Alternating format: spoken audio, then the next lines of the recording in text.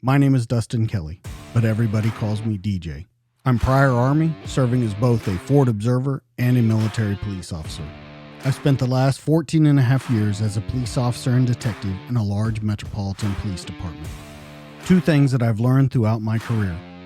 One, everybody has a story to tell. And two, the best stories are true. This is the DTD Podcast.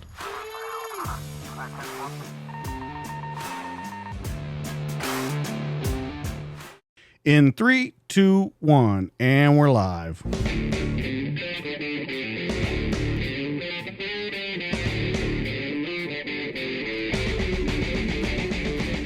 What's up, everybody? Welcome back to the DTD Studios. This week in the studio, my guest has 35 years of service to the United States. 17 of those years were spent in Army Special Operations as a combat and instructor pilot. He's logged more than 6,700 flying hours and is certified to fly no less than 3 different models of airframes. He's taken part in Operation Desert Shield, Desert Storm, and was a major factor in the global war on terror, with such missions as inserting the horse soldiers after 9/11, the Battle of Takur Gar, where he was shot down, and numerous other operations delivering Rangers, Delta, Navy SEALs, and many more warriors safely into and out of violent combat zones. He's also highly decorated, and he's been awarded the Legion of Merit, 2 Distinguished Flying Crosses, 3 Bronze Stars, and 10 Air Medals, including 1 with a V for Valor. This week is a conversation about the possibility of living out all of your dreams, but still being haunted by the nightmares that you never thought were possible. And then picking yourself up and discovering what truly makes you happy in your life and the loved ones around you. This guest has written one of the most amazing biographies that I've ever read, that puts on display every emotion, up or down, right or wrong, and being truly candid in every sense of the word. Please welcome Alan C. Mack. What's going on, my friend? Oh, not too much. Thanks for having me on. So Mike introduced us, Otter, and said, you got to get on the show. I read the book and I was just absolutely blown away. So let me start by saying that, because this is in the top probably 2 or 3 of biographies I've ever read in my life. It was absolutely amazing, the thought that you put into it and the candor behind it, because I think that you'll see a lot of people that when they write their biographies, they'll talk about the mistakes they made, but they really won't talk about things behind the scene. And I think you would kind of agree with that. They want to tell the story, but not the actual story. Yeah. Well, I don't know if you noticed in the acknowledgments, one of the things I did is I had some help with 2 authors that live near me, Jim DeFelice, who wrote American Sniper, and Stephen Hartov, who wrote Night Stalkers. And, they've written other things. But I let Steve Hartov see the first draft of the manuscript, like the first chapters. And he said, the problem with you special ops guys is you make getting shot at sound like you're ordering bagels. And he goes, you got to show some emotion. You can't just tell the story like you would, with the guys at the bar. He goes, people want to know how you really felt. I was like, all right. So I went back to the drawing board and drew up, those feelings that, people don't necessarily see them, but, they're there. And so I wanted to share those. And let me ask you, is that before we get into kind of your history, is that hard after that many years and doing the job that you did and being in such precarious situations and stuff? Is that hard to show that emotion? Is it hard to open yourself up to complete strangers? Yeah, I mean, it started out that way. It's not so much now. But, one of the things you and I were talking ahead of time about, some of the things like with my late wife, and, she had a prescription drug addiction. And I attended a group, like a support group called Al-Anon, which is an Alcoholics Anonymous companion group. So it's for the families of your addict or whatever. And so in order to get anything out of that, you have to open up, So I did. That's probably where I learned how to do it. And then, once I started putting this, pen to paper, I had to do it. The book wasn't going to be any good. Did it seem almost therapeutic as you start getting into it? I wouldn't call it therapeutic. What I would call it is an understanding of what actually occurred. So when I got here to New York, my last assignment in the Army was at West Point, the flight detachment. And people would ask me here, oh, what brings you here? And I'd say, well, my wife had this opioid addiction. She died, and I needed a change of venue. And we come up here, and they go, oh, that's so sad. And I'm like, explaining it like it happened like in the last 2 years, of her life, but it wasn't. It really went over the entire time I'd known her, kind of, up and down. In the book enabled me to see that. And it got, where I was able to kind of see not only the mistakes that I knew she made, things that I was angry with her still for, and I got to see, where I made, maybe some tactical errors, or strategic errors, when it came to, family life balance, that kind of stuff. And so it was really good for that. All right, so let's go back to the beginning. You joined after high school. Now, before that, was the family involved in the military? Was it an ultra patriotic family? Was it something that you had in your future? Because where you ended up is not necessarily where you started. And you talk about it once again quite candidly in the book about them telling you, hey, if you take this path, it'll be better in the end. And they kind of recruiter tricked you and got you in, but it did end up helping you out. So how about coming from that family? What was it like growing up? Were you always ready for military service, or was it something kind of thrust upon you? No, I wasn't. My dad was a draftee. He did 2 years in the Army. That was it. And my grandfather was a CB in the Pacific and doing the island hopping. He used to build airfields. But other than that, it really was just, the Vietnam War was going on. And, every night on the evening news, you saw helicopters, usually Hueys flying around. And I was like, you know what, I'm going to do that. And then the Army in the 70s had Be All You Can Be commercials. And there were I think there were two of them that involved helicopters. One was for an air traffic control, one was with a Cobra. And it's like you could join from high school into flight school, right? Was the slogan. And so that's why I tried, getting into the recruiter. Hey, I'd like to fly. Ooh, why don't you try fixing them first? And it turned out that was good advice, but that was it. I mean, as a matter of fact, I was always scared that we would have war. The Cold War was raging, and there were all these, threats from the Soviets, that they were going to attack us. And so I wasn't like ultra brave or anything. It just was. I ran track and cross country in high school. When it came time to join the Army, I only joined because a friend of mine was going, and I agreed to go in the buddy program. We go to basic training together, AIT, and then our first duty assignment. He backed out, As and most buddies do. yeah, well, buddy's only half a word, right? And so, I did it, and I'm glad I did. I mean, over 35 years, probably the best job I've ever had in my entire life was as a flight lead with a 160th. But we'll get to that. All right. So as you go in, is the Army everything? Because it's really amazing to hear you say that you kind of feared going to war. Is the Army when you come in? Because it's what 80s going into 90s when you join. 1980 is when I signed up. Okay, 1980. So as 1980, we're like you said, still deep in the Cold War. It's kind of a different era. You've seen, and I've talked to a couple of guys on the show that you have seen like almost three different eras of the military. Yeah. Um, so when you join and you looked at all those commercials and you see all this stuff and you go to basic training, is it everything that you thought it was going to be, or were you like, whoa, they really got me with those commercials? No, I liked it. I can tell you, I enjoyed almost all of my time in the military. And I mean, really enjoyed it. There's a lot of, a couple of times it wasn't so good, but, I got to basic training, and you're right. It was, the draft had ended, when did it end? 77, I think, or 76. So all of the sergeants were draftees. And so all the guys that were in charge of me as an enlisted guy were all previous draftees. They obviously stayed in.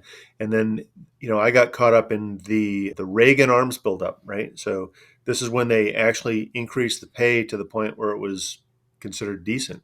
I remember the drill sergeants. I was in basic training when that pay raise went through. They're like, "You guys have no idea how good you have it right now." The pay like tripled, in just 1 month, and they were super happy. So there was that. And then, we did the Gulf War, and we came back, and you had what they called the peace dividend, right? So we could put our money away from the military to other things. And what they did is they just eliminated people. They pushed people out. They either gave you a lump sum bonus or they gave you like a stipend per month or something like that. But and then of course it transitioned to the GWAT. You know, so three distinctly different times for sure. So let me ask you, and when you're talking about basic training and you're saying the draftees that just kind of stayed in, but you're also talking about people that are training you that have war experience, that had Vietnam behind them. A lot of the drill sergeants back then, when you talk about Rangers and Special Forces, Yeah. those guys were a lot of combat veterans because I think at that point after Vietnam was over, you had to have combat in order to be like a Ranger instructor and stuff. So looking at that, do you think that that gave you kind of a leg up too by seeing people that early in your career that had been a part of something as big as Vietnam? Yeah, yeah. And, a good story is so I'm an aircraft mechanic, right? And I worked on UH-1 Hueys, AH-1 Cobras, and OH-58 Alpha Charlies. My first assignment was in Korea, and we had a helicopter do a precautionary landing up in the DMZ, right, the demilitarized zone. And they had to. The problem was the rotor head had blown a seal, and there was no oil in the rotor head, and it picked up a vibration. So they landed. They're like, Mac, get on that chopper. You're going to go fix this other one that went down. I'm like, yeah, Sergeant, and I went up with this old E6 staff sergeant who had been in Vietnam several times, and he was quite a character. But he's like, "Come on, Mac, let's go." So we gathered up our tools and parts, and we flew up there in a Huey, and they dropped us off. We had they used to call it the suicide hoist, which was this like a 10-foot tall pole that stuck in the top of the aircraft, and you had a crank on it, and you could lift the rotor head off. I guess sometimes they would come unconnected and do something, and that's why they call it a suicide hoist. But anyway, ours worked fine. But we get up there and we lift the head off. We set it on pallets in a rice paddy, and we replace the seal. And he's just telling me, Vietnam stories of recovering aircraft that were down. That was pretty cool, actually. When you're a mechanic, are you still always dreaming towards that end goal of being a pilot? And Yeah. when you approach that, because here's the problem that a lot of people have when they have their eye on a goal like that of going somewhere, doing something, it makes the time that they're doing this other job to get there either boring or they use it just kind of as a buy time thing. Where was it anything like that, or did you truly enjoy what you were doing before you went and that was just kind of an end goal? Yeah, no, I loved it because, first of all, I'm working on helicopters, right? The Cobras were really cool, back then. It makes the Apache look like a Model T, even though it's the other way around, really. But the Cobra is so sleek. I got to fly in them quite often. When we replaced the rotor blades, I would sit up front in the Cobra, and you had these little targets that would go on the blade tips, and as they spun, you would hold up a strobe light, and it would kind of like timing a car back in the day, and it would blink, and you could see these targets. It would tell you whether to raise or lower the blades, but I got to fly. I mean, the pilots would sometimes say, "Hey, Mac, you want a little stick time?" And they let you, wiggle the sticks a little bit. And so I just really loved it. But I will tell you, my last enlisted assignment was in Germany before the wall came down. Right, so I was in West Germany. I had decided that I was going to put in for flight school, and if I did not get selected, I was going to get out, and I would go work as a mechanic for Boeing or Augusta or something like that.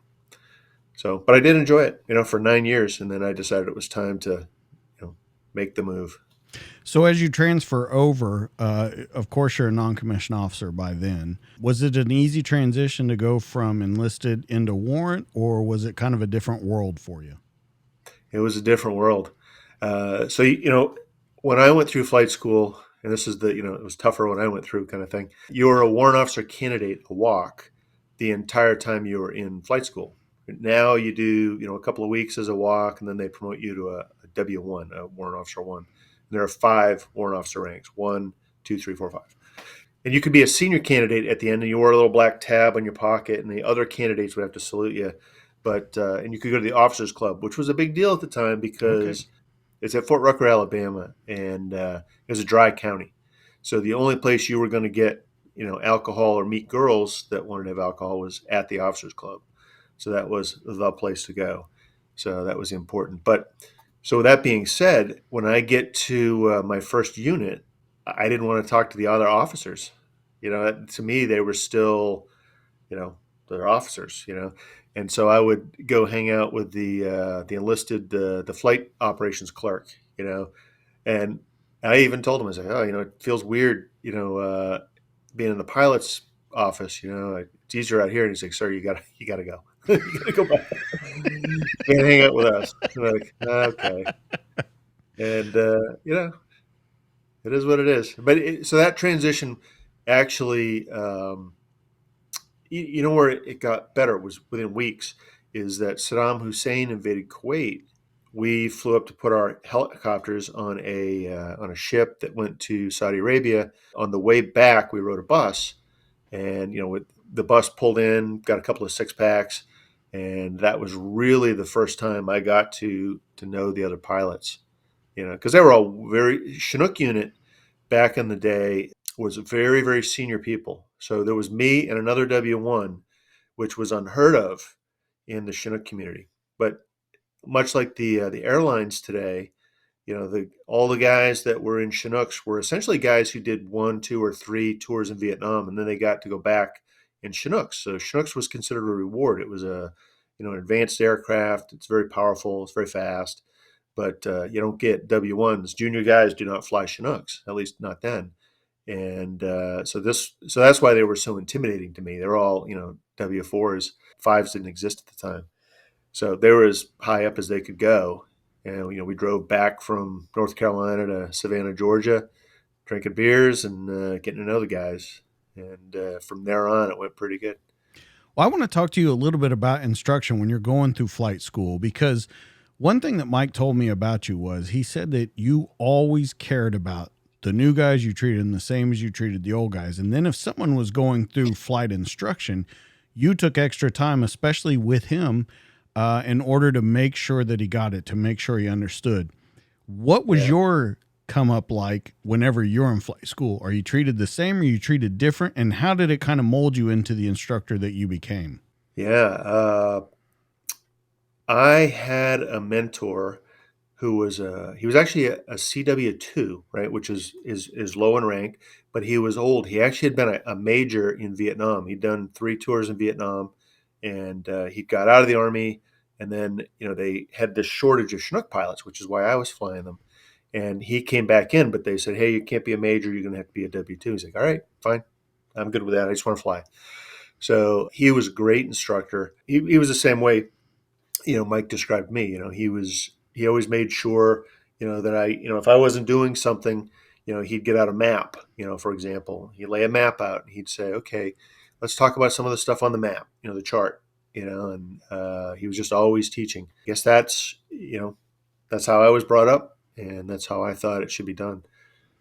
Was that done very often? Because a lot of times when you get not only into your regular unit, but when you get into somewhere like the 160th, it's very dog eat dog. It's very alpha male driven.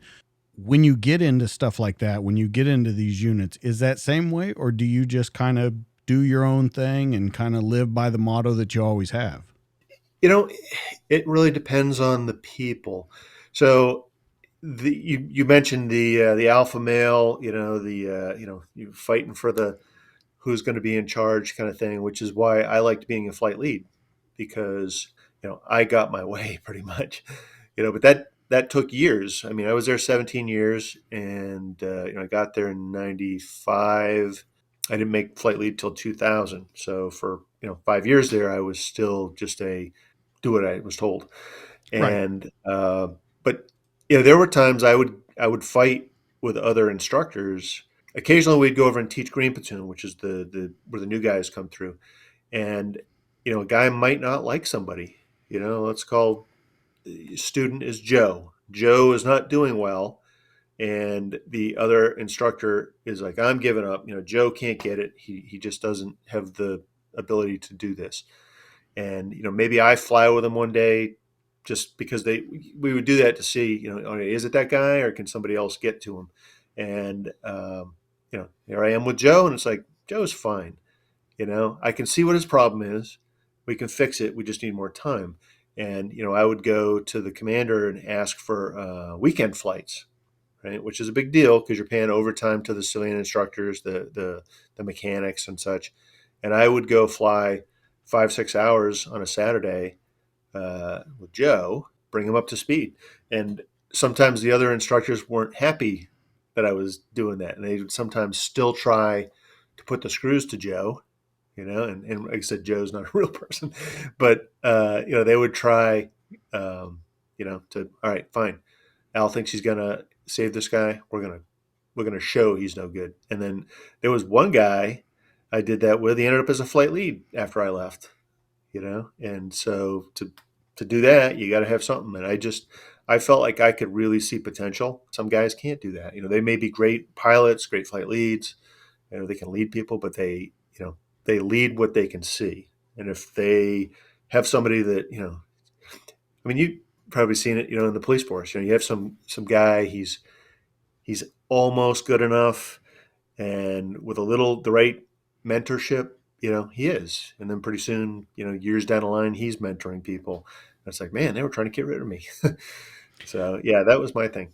Well, do you think that, speaking about that, whether we're talking about military or first responders, however you want to look at it, do you think a little bit of that's gone away and we have, I don't know if I want to say lowered standards, but definitely tried to include everyone into it, and that it can be kind of a dangerous thing sometimes? Yeah, it could. I mean, we were afraid of that with the 160th. They're always trying to make sure, because it's an all volunteer unit in an all volunteer military, and you have to try out for it. Once you're in, the warrant officers can stay as long as they are still productive and they want to stay, which is how I got to stay 17 years. You know what? I'm trying to think of how to say this. The standard didn't get lowered, but the way that it was taught is probably a little different. And let me explain. You know how when it comes to families, like they say abused kids abuse their kids. Well, that's the 160th. That's the SEALs. That's the Delta guys, the Rangers. You yelling. I've made guys cry.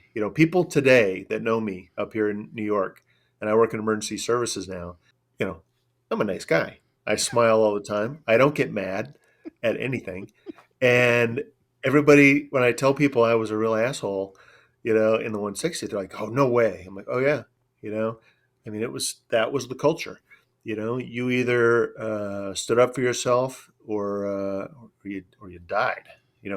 Literally. So I had a friend who he was trying to do his progressions to a aircraft commander and a pilot in charge, and he was great, except the other guys, the other instructors would, as soon as he would brief, they would just ask him questions, and he would start to, you could see his body posture starting to go like this, as they're like picking at him. And I remember, seeing this a couple of times, and this was like the last ride we were going to give him, last evaluation, and then we were just weren't going to do it. And I yelled at him. I was like, I called him the turtle because he kept doing, the thing, right? I said, look, you have a good plan. Your briefing was fine. They're asking you questions that are relevant. Stand up and answer them. Don't be scared. And he actually kind of, shook it off and did it. And he passed, and I was very proud of him. But that's the culture, it's so that may have changed a little bit. I think it's a little kinder and gentler. At least I like to think it is, but they still are holding the same standards. I mean, they just went and rescued the embassy staff in Sudan, which is a huge distance to fly and to pull that off. So they've got to be doing something right still. When I ask that question as an overview to maybe society as a whole, is we've tried to, like you said, maybe not lower the standards, but definitely change how we're bringing people in. It's not necessarily on merit so much anymore. All right. So you say that you loved doing everything you've done. You loved being a pilot. Let's talk a little bit about the family, because that's a major point of your story. So You're, of course, married, your wife, Linda. Let's kind of talk how you guys met, how you integrated into this military family, and then how things were in the beginning, because we're going to do it as a progression through your career. Sure. Yeah. So I was stationed at Fort Bliss, Texas, and she also was in the Army. She was a medic. I met her. So we were, God, had to be like 19 years old. We met at a bar called Roxy's for Drink and Drown Night, which was, I mean, that's, you're 19 years old. Drinking Sounds age was safe. 19. Yeah. That's not funny. The drinking age was 19 at the time. But so it was like, nickel beers, the guys could drink all they wanted, for $5 and the girls for three. I asked her to dance, and as a young soldier in a college town, you always feel like the girls are staying away from you because you're in the military, and they'd rather go with the guys from UTEP, which was the college there. And so I walk up and I go, "Hey, would you like to dance?" And she says, "No, my knee hurts." And I went, "Yeah, can I swear?" I was like, Absolutely. "Yeah." I was like, "Yeah, fuck you, bitch." Right? And I walked away. And uh, she's like, I could hear her behind me. No, no, I'm serious, And I was like, yeah, right. You're just doing this because I'm a GI. And so I walked away. And then she came up later that evening and said, "You know what? You were right. My knee does not hurt. I'll dance with you." And it was like something out of a rom com. It's like the two meet. It's oil and water, and then somehow they adjust. So we dated for a while and decided we liked each other, and we moved in together. And we both were going to get out of the Army the same month. And she lived in California, Los Angeles, and I came from New Hampshire. So we knew that we would go into two different directions. So the only way to stay together in our mind, our 19-year-old minds, was to get married. So we found a justice of the peace, got married. I reenlisted because actually, she was going to reenlist because as a medic, and she worked in the hospital, in the pediatric ward. But one of the things I started to put in the book, I don't think it made it. I think it got cut. Was essentially a Me Too moment, which was the non-commissioned officer in charge of the clinic told her and another girl who also was very pretty that if they didn't give him blowjobs, that they'd get stuck with a weekend hours for the clinic, which is crappy. And so, Linda wouldn't do that. She filed a complaint with the hospital, sexual harassment complaint. And this guy was a real jerk. I mean, he was giving her some really crappy situations to deal with just because she wouldn't sleep with him. So she filed the complaint. Now, you got to remember where we are here in time. So women in the military, they still had their own combat boots. Female combat boots. They weren't combat boots. They were nurses' boots from Vietnam, and they didn't have good tread. I mean, there was all kinds of stuff with us. So the female sergeant major of the hospital takes her aside, and instead of being supportive, chews her out and said, "Listen, we've made great strides in the military to have women, and you're not going to screw this up. So you're just going to suck it up, literally, or you can be quiet." And so Linda decided, okay, then the Army's not for me. So then I decided to reenlist. And I always wanted to go to Germany, and she wanted to go as well. So I reenlisted for Germany for 3 years, and we went there together. She thought she would go to school, finish up her degree, and while I did my stuff. And unfortunately, the college courses over there are set up because the military is paying for it, for the service members. That she couldn't afford it. I was a E4. I just made E5 sergeant, and the pay really wasn't much, and she didn't have a job. So we decided, well, what else could you do? Oh, you could have a baby, right? And this is the idiotic thinking of an 18 and 19, 20-year-old. And so we had my first son, Stephen, then the second son, Andrew, both there in Germany. So though it was a wonderful assignment, it was tough on her. We had, the military had just bombed Libya, with the F-111s. Reagan had sent them in. And in response to that, terror organizations were blowing up discos, and actually that's what started it. Was they blew up a disco in Berlin, but there was always bomb threats and things, and she didn't handle that well. That's probably the first time I got to see that she didn't handle that kind of stress very well. Well, that's a good point to bring up because I like how you say that. That's the first time I saw that she didn't handle that kind of stress. And then I think forward to 17 years in special operations, you with constant deployments into combat. At that time, are you guys talking to each other about that? Because this leads to be a bad problem later on. But are you guys talking to each other like, are you telling this is what I want to do? This is what I want to become? I mean, is everyone aware of what the future is about to hold? I think you said it much earlier in the program. These goals that you have, right? And I never considered joining the 160th. I didn't think I was good enough for that. Right? I just wanted to be a pilot. So at this stage, I made staff sergeant there in Germany, and I put in for flight school, like I mentioned, and I got accepted. Well, the funny thing is she went back to New Hampshire to stay with my parents for like a month, and I would follow on. I'd close out the house and follow on. And the day I put her on the plane back to New Hampshire, I got back to work, and the commander came up and said, Sergeant Mack, guess what? You've been accepted to flight school. But the class date wasn't for like another 7 months, so I had to stay in Germany by myself while she stayed at my parents' house. God bless them for keeping them there. But we didn't have the money to fly her back. We stayed separate households for a while, and she did really good.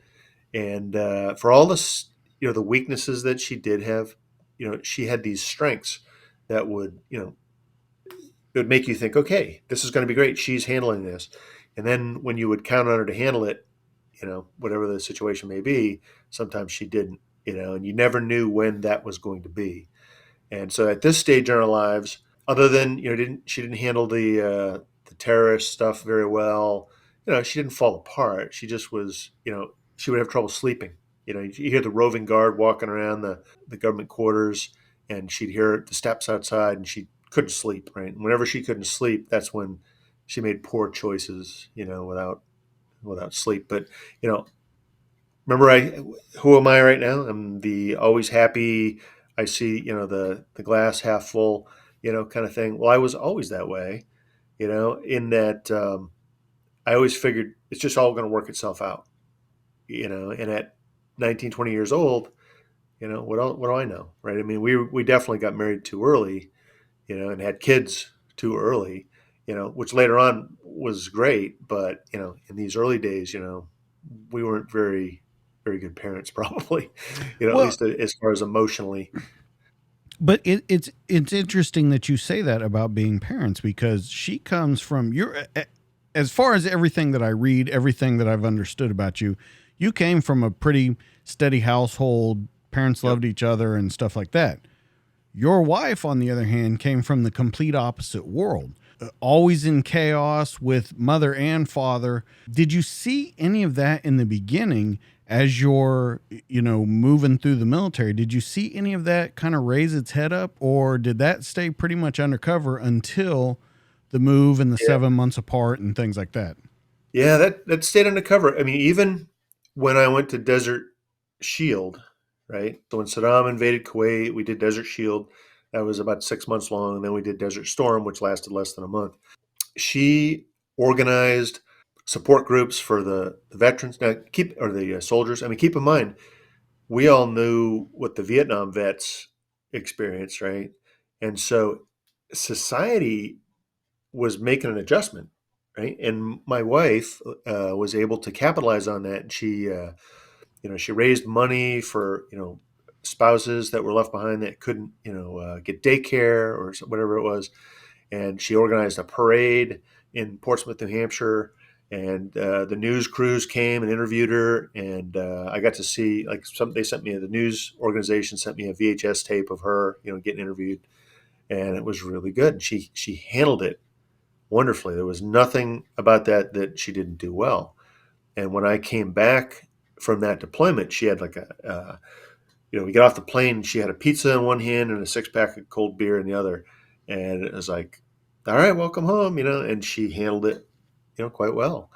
And later on, that wasn't the case, but in this situation, it was. And then, about a year or so later, I went to Korea for a year on an unaccompanied tour, and that's really the first time that I got to see depression kick in, a suicide attempt, because I never knew anybody that had done that. That just wasn't in my upbringing, in coastal New Hampshire. You just didn't see that kind of thing. And you got to remember, so that's 1993 or so, 92 or 93. And, there's no cell phones, there's no email, there's regular letters, and there's phone calls. And the phone calls are through the international operator. It's like $1 a minute, right? So you don't talk often. You might talk once a month, maybe around payday or something, kind of confirm what you've been reading in the letters. And I didn't realize how bad it was because I got over there, I called, said, "Hey, I got here," and then a month later, I call, and she's in rough shape, depression wise. She's pulled away from the unit, because one of the things that you have going for you in the unit when you deploy, even if it's training missions, is that the families take care of each other. They have parties and they'll invite, you over, or they'll watch each other's kids. Well, she didn't do that. She literally pulled away, wouldn't answer the phone, and like, I don't know. I still don't know why that happened, but it did. And so one day or one night I'm sleeping, I get a phone call from her, and she says, she sounds drugged because she is.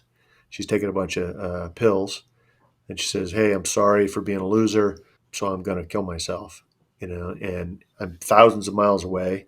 It's 2 in the morning in Korea. I don't know what time that would have been back in Georgia, but I had to figure out how to how to help her. And it's a very helpless feeling. And I talk about it in the book that I had two choices. I could either stay on the phone so she doesn't die alone, but she's going to die, or I can hang up on her and take my chances and try to get the police to go there. And you can't just dial 911 from Korea and get somebody in Savannah, Georgia. So I called the international operator, and I kind of worked through, calling the 7-digit number in Savannah, Georgia. They got there, pulled the window screens out, and they were able to get in the house, and they saved her. And the Army was great. They sent me home immediately, and we got her therapy, and it turned out she came out of that really nice, and I thought that was it. It was done. We've had our event. It's like Apollo 13. When Jim Lovell has the first incident, he goes, "All right, guys, we've had our glitch. The rest of the mission's going to go great." And then of course it doesn't, and that's kind of how it played out there. Well, it's a lot of interesting parallels there with what you were saying about her not answering the phone and things like that. Because as we go later on, and there are cell phones, there are text messages and things like that, you sort of get those cut off again and it goes back into this. So there's very interesting parallels between the two. Now, as for you, you've already got a deployment to Desert Shield, Desert Storm. You are now moving forward. Now, with the 160th, when you go over there, as far as we know, and I think you would agree, you've thought everything was going to be okay. Are you really thinking of what's going to happen being with this group later on down the road? Because as we talked about before, you're seeing 3 different eras of the military, and I'm guessing in the beginning it wasn't as much as it was towards the end. No, no. I mean, so we aren't at war, right? I mean, Mogadishu had just happened, as shown in Black Hawk Down, but I thought she was fine, and we were at Fort Rucker, Alabama. I was teaching, and so I wasn't deploying, and that gave her a chance to recharge her batteries, And in hindsight, one of those work-life balance things. Had I given her another year there, sometimes I think maybe she'd have been a little stronger, but no. That's what, writing the book kind of helped me figure out is that, these problems were always there. They just, expanded and got more intense. So when I assessed, right, it's a big tryout. It's a week-long tryout for the 160th.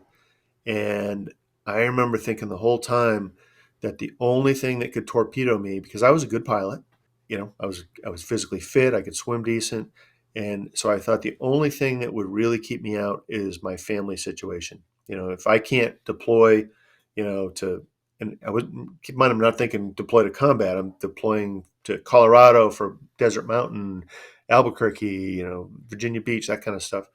And it turns out that the psychologist who's interviewing me, I told him everything about, what happened in Korea. And he said, look, we've seen this before. We can handle it.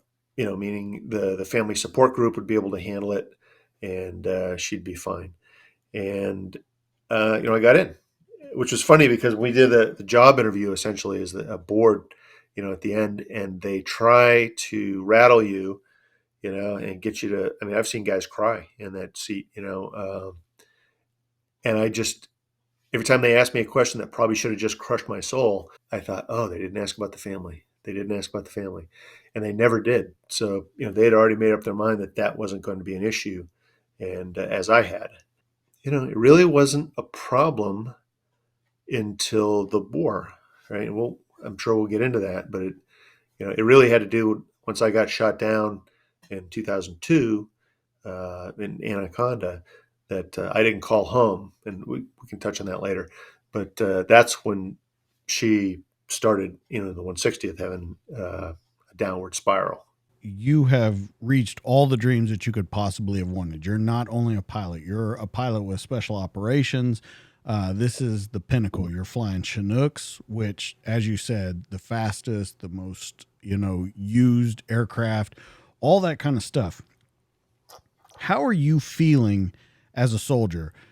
Let's take the family life out of it. Let's just look from your perspective. You're looking around at you.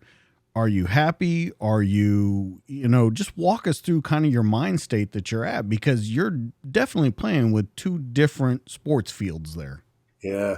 So first of all, the aircraft I was flying is a MH-47E Chinook, right? So they have I flew D models in the Gulf War. These are Echoes, and you can see in the picture. I'm not sure if everybody gets to see that, but if you look on the cover of the book, right, the refuel probe right here, and the multimode radar, and aircraft survivability equipment that can pretty much get you through any integrated air defense, as evidenced by Operation Neptune Spear, right? So in the movies Zero Dark 30, you see these special stealth Blackhawks, but what saved the day is the Chinook. When those things crashed, it was the Chinook that came in, picked everybody up, and got them out of there. With the F-16, Pakistani F-16 trying to shoot them down. And they couldn't because it's a very special aircraft. So it's a lot of fun to fly.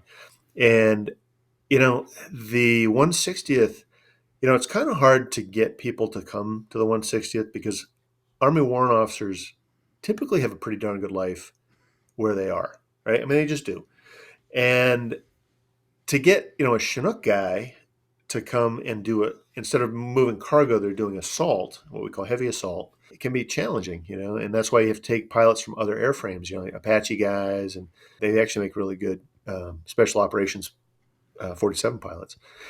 The trips are just, we don't have tents in the 160th. You stay in hotels, and they're not bad hotels. Occasionally you'll stay in some National Guard facility that, made out of cinder blocks, and, but even that's okay. But I'm going to Colorado for 3 weeks to fly up in the mountains, and then the 10th group guys, the Green Berets out there, would give us ski tickets. They had free tickets to Beaver Creek, Vail, that kind of stuff, because that's where they would do their training, and we'd go out and we'd ski for free and just have a great time. It just wasn't. It couldn't have gotten any better, And I was approaching my 20 years in the Army.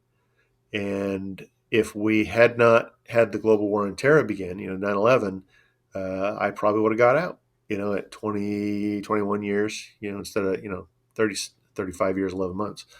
So I really enjoyed it, and I enjoyed the people, which really was what it was. I mean, think about it. You get all these guys who are, well, like I said, they're volunteers and all volunteer military. They want to be there. And there's something to be said for guys that want to be there doing the tough things, because it was all cool stuff. I mean, we're landing on Navy ships, we're air refueling from Air Force tankers, we're flying, Delta Force and SEALs and Rangers and Green Berets, and it just was a lot of fun. My question, though, that always comes into my mind when I think about it is, of course, you like what you're doing, but it's almost to, I don't want to say to a fault, but it's almost to where you like it too much, where it kind of overtakes who you are and it becomes your identity. Would you agree that it became your identity?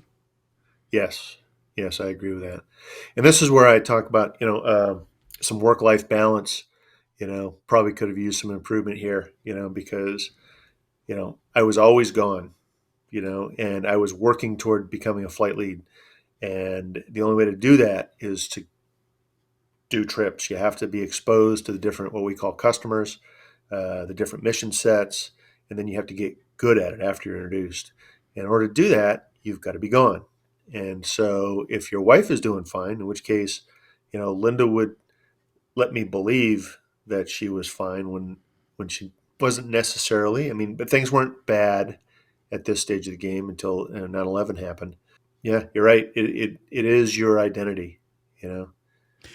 Do you look at it as, and I'm going to use a crazy word here, but I want you to follow me on it. Do you look at it as selfish? Yes. Okay. Yep. And what I mean by selfish, though, is you're going towards a goal. You love what you're doing. There's nothing wrong with that at all. But it almost seems when you talk about how often you have to be gone, how much you have to do, that you pretty much have to just think about yourself, not about the kids, not about the wife. You've got to pretty much make sure your head is on straight at all times. Yes and no, Okay. because you do want the family to be okay, right? Which is why the family support group is so good there. One of the things that was interesting is, cell phones still didn't really exist, in the mainstream population. And, when you're a junior pilot in the 160th, when we go to these hotels that I was talking about, you get a roommate, right? You don't get your own room unless you're a flight lead or an officer in charge or something. So you have to share duties with the phone, right? So there's one phone and you're sharing it. So you get to hear, whose kids are misbehaving, whose wife is having a problem, who's doing well. And that's how you really get to know everybody. And so you do what you can to make sure the family is okay, right? I mean, that's the emphasis of the unit, is because they know you're gone. And, a Lady Night Stalker would be known for how independent, how strong, how, smart and ingenuity, they could be, so if, a pipe breaks in the wall and in the middle of the night, she handles it, calls somebody, they come over, they fix it. The kids are having trouble, and they'll take care of each other. So, you know, there's a little bit of, I don't know if selfish is the right word, but certainly self-centered in a way that almost like, think of like an enabler, in that, I wanted to hear, if I asked her, hey, Linda, how are you doing? I wanted to hear, I'm fine. You can go on this next trip, right? I didn't want to hear, I'm not well. You should stay home. And though I would have, if she had said that, but she wasn't going to do that. She was giving me, I mean, we had a pretty good relationship. I mean, we were married for 26 years, but I got to admit that I wanted to hear, you can go, you know, even though I might know in the back of my mind, maybe it's not a good idea, but yeah, I did it. As we move to 9/11, we go into the global war on terror. There was some interesting things, and I want to ask a question before we get into your combat. Throughout your book, you do a lot of quotes from Homer, the Iliad, Odyssey, just quotes how to live your life Yeah. or how to survive combat.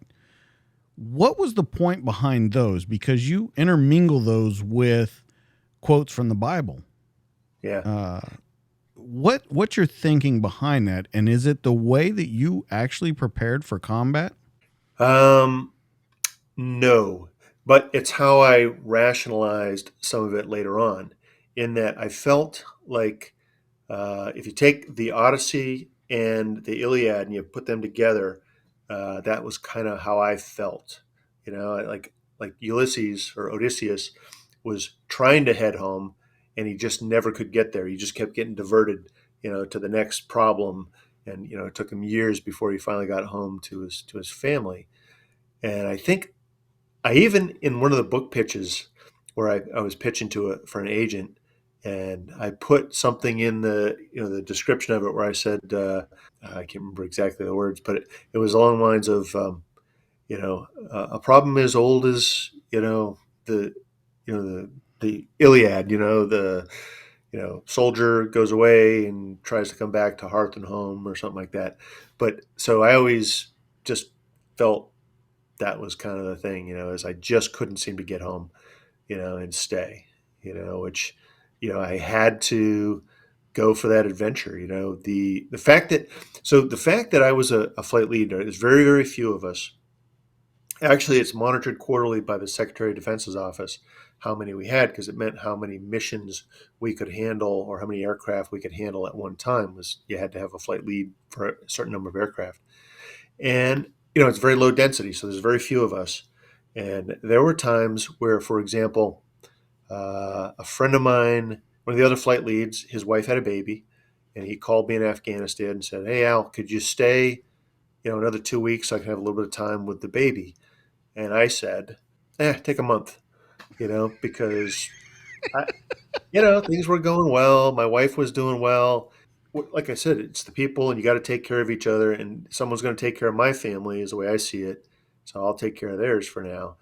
So I was always wanting to be, what we call the pointy tip of the spear. You want to be the guy that's out there leading it, the missions. Let me pose a question to you, though. Let's switch those roles. Do you ever do that? Do you ever call someone and go, hey, I want to spend some more time with the family. Can you take some time for me? Because that doesn't seem like you. I didn't. No. Once again, this is that work-life balance that I talk about, that, in hindsight, I can go, I probably shouldn't have done, there was a couple of times I didn't have to leave, and it didn't further my career or my skill set. I just wanted to do it, because maybe it was a cool trip. Maybe we're going to live on an aircraft carrier for 2 weeks, which is a unique situation for an Army pilot, because we were always going out landing on them, but to live on it is a whole different animal. And so I would do things like that, now in hindsight, maybe I would have done different, but probably not. Okay. Well, I mean, at least you can be honest about it. But you mentioned a point in there that I want to bring up on the horse soldier mission. You guys are set up now 2 weeks before, if I'm reading this right, 2 weeks before 9/11, you were promoted to 2nd Battalion headquarters, which moved Arlo into your position, correct? Another pilot. Yeah. With him moving into your position, that gave him the ability to kind of take the initial infill, correct? That's correct. Okay. You point out in the book there that you should be happy for him, but you're a little pissed.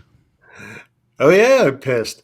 Okay. I mean, I, I molded that unit to be what they were, right? Okay, I move up, he moves into my position, and they go, okay, here's what's going to happen. We're going to do an infill to Panjshir Valley and bring Green Berets into Fahim, who was Masood's second in command, now the lead to the Northern Alliance. And I remember being just a little jealous, but the commander said something like, all right, we're ready. A little pep talk, and he's like, Arlo, you've done a great job getting these guys ready for this situation. And I remember thinking, I got them ready for this situation. You could have at least included me in that sentence, right? It's like playing one kid against the other. Let me stop you. I want to know what your real thought was. You definitely sugarcoated that just now. I want to know what exactly went through your brain when that happened, because how you introduced it was, I got that unit ready, I did this and I did that. Yeah. You were always the guy to be there to work. So I want to know exactly what's going through your brain when he says, Arlo, you did a great job getting these guys ready. Oh, I was pissed, but it's one of those things you you can't say that. It's just not appropriate, right? I'm supposed to be a good teammate, and I wasn't, you know. I was mad, but it was like, all right, well, it wasn't like mad, like staying mad. It was more Right. like, think of a football player a starting quarterback who gets hurt. The Patriots were a great example. Drew Bledsoe took the team to a Super Bowl. He hurt, I think, his ankle. Tom Brady comes in as a young player and never gives up, the position again. And Drew ends up, end up being done with that kind of thing. And that's how I felt. It's like, a young Tom Brady just took over for me, but it's Arlo. And so now I transition into supporting him, but because I have the next mission, right? So I'll have number two. And what's going to happen is Arlo will take his guy in. He'll come back the next night. I'll do mine, and then we'll just alternate. Except there's part of the reason I'm a little salty here is because in 1998 we were going to go get Osama bin Laden in Jalalabad, Afghanistan, and we were in Kuwait at the time, and we started doing the math and the performance data, and it's like, boy, I don't know if we could actually do this. That mountains are high, the distances. Afghanistan is very unique in that respect. President Clinton decided at the time not to do it because the risk was considered too high. And instead, they launched a bunch of Tomahawk cruise missiles at him. I think it killed his son, but it did not get him. And we just always felt that, as soon as the first mission happens, if it happens, it'll be decided that it's too risky, and they'll say no more, helicopters. Will do, cruise missiles. So I expected this to be difficult and maybe almost impossible to do. And when he came back that first night without completing the mission because of bad weather, I was mad because now my mission rolls another 24 hours. And now I've still got to wait to know, is there going to be a second mission? It was the next night he went out in kind of the same weather, came back, and now I'm mad at him that he didn't do it. Right? I mean, I should be. They almost died. In both circumstances, how they survived was a miracle. But I didn't look at it that way. I looked at it as chicken shit. Just get in there and do it. And he's like, "Ow, I almost died," and we are literally pushing each other. I've got my hand on his chest, and he's bigger than me, right? I'm no small, person, and he's bigger than me, more muscular. He'd have kicked my ass, but I wasn't having it. It's like you got to just do this, man. I mean, it's 9/11 just happened. You're going to do it, and so I was not very supportive. And the next day, everything changed. Secretary Rumsfeld calls the planning area while we're sleeping, and says, "So this major answers the phone. Hello, Task Force Dagger. This is Donald Rumsfeld. You tell Mulholland, who was our commander, because you get those two teams in tonight. Period. You've been given a lot of assets. Make it happen." And he hangs up the phone. And so nobody told us that until after the mission. So when I woke up and they go, "Hey, guess what? We're going to launch both missions tonight. You just have to put your guys in 30 minutes after." So Dostum gets his guys 30 minutes after Fahim. So otherwise, Fahim's going to attack Dostum. It's a very complicated thing with warlords, I guess. But in doing so, the other team, so Arlo's team, had to have one of my Chinooks, right? Because they were going to much bigger mountains. They were going to like 25,000 feet, and I was going to like 12. So I could carry, the entire team, 595, which is eventually got called the Horse Soldiers. I would just have to air refuel inbound and outbound, which was something we did not like to do, but it was no other option to get both teams in at the same time. And we both succeeded. And after that, I was, I was super teammate again. I guess once I realized that I got mine, and I wouldn't have to listen to him tell stories for 20 years, how he was, he brought these guys in after training up the company, you know. So that's a very real point, though, that you bring up. When you talk about that and you say that you got your mission same night, you both are going out to do it. Does your attitude change towards him, or does it change in the manner of, I'll get my mission done whether he does or not. I'm definitely getting mine done. No, I was. I really did become a much better teammate at that point because we actually. So then we started doing missions, and they were very, very difficult. We were pushing the aircraft to its limit every night, and we were trying new tech. We were inventing new techniques. After a couple of missions, he and I snuck off in a corner. He got a bottle of, I think it was Jack Daniels or Jim Beam from the CIA, and we each had a little, a shot. And I was like, dude, what do you think? And he's like, I don't think we're going to survive the next mission. And I said, yeah, I agree. And we were doing these missions thinking that we were not going to survive. I mean, honestly, we did not expect to survive another mission. And that was just between he and I, right? So we knew it, but we didn't share that with anyone else that we didn't think we could, you know, last another another flight. Did you ever think back at that time that completely contradicts what you said about the very beginning of your military career that you feared going to war and now you were like, I'm going to die for sure, but I'm going to do it. How do you And get that difference in mind state? Is it just the unit that you're with? Is it just the knowledge that you have now? What is it that changes that? I think age, a little, had been around the world a little bit now, had been to war, in the Persian Gulf, the Gulf War One. It's kind of the same thing. Rob O'Neill talks about that. How he's the guy that shot Osama bin Laden, and he talks about the fact that when they got on those Black Hawks to head into Pakistan, that they did not expect to come out of that alive because they figured if nothing else, bin Laden will blow himself up, right? When them with it, right? And he says it wasn't that we weren't scared. We were all scared, that we weren't going to do it, but we were going to do it.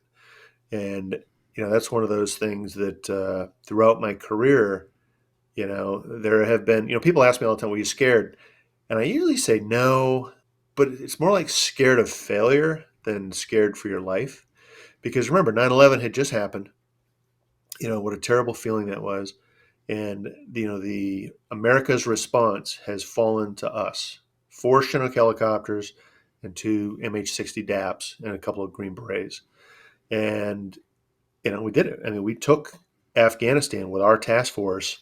There was a second one to the south. They didn't actually do very much. They were the ones on CNN, which kind of made a statement. So it did something there. But to actually take the country, the Northern Alliance really did that with us. Yeah. So what changed? Probably just age. The first time you sat in the helicopter, you've sat in it hundreds, if not thousands of times before this first mission. You've even sat in them going into combat. It's got to be a different feeling once you sit down. And I want to know, because I talked to a guy on here a couple of weeks ago where he was in Vietnam and they had him do like a simulation a couple of years ago with like VR, and he could still feel, smell, his heart rate did the exact same thing that he did.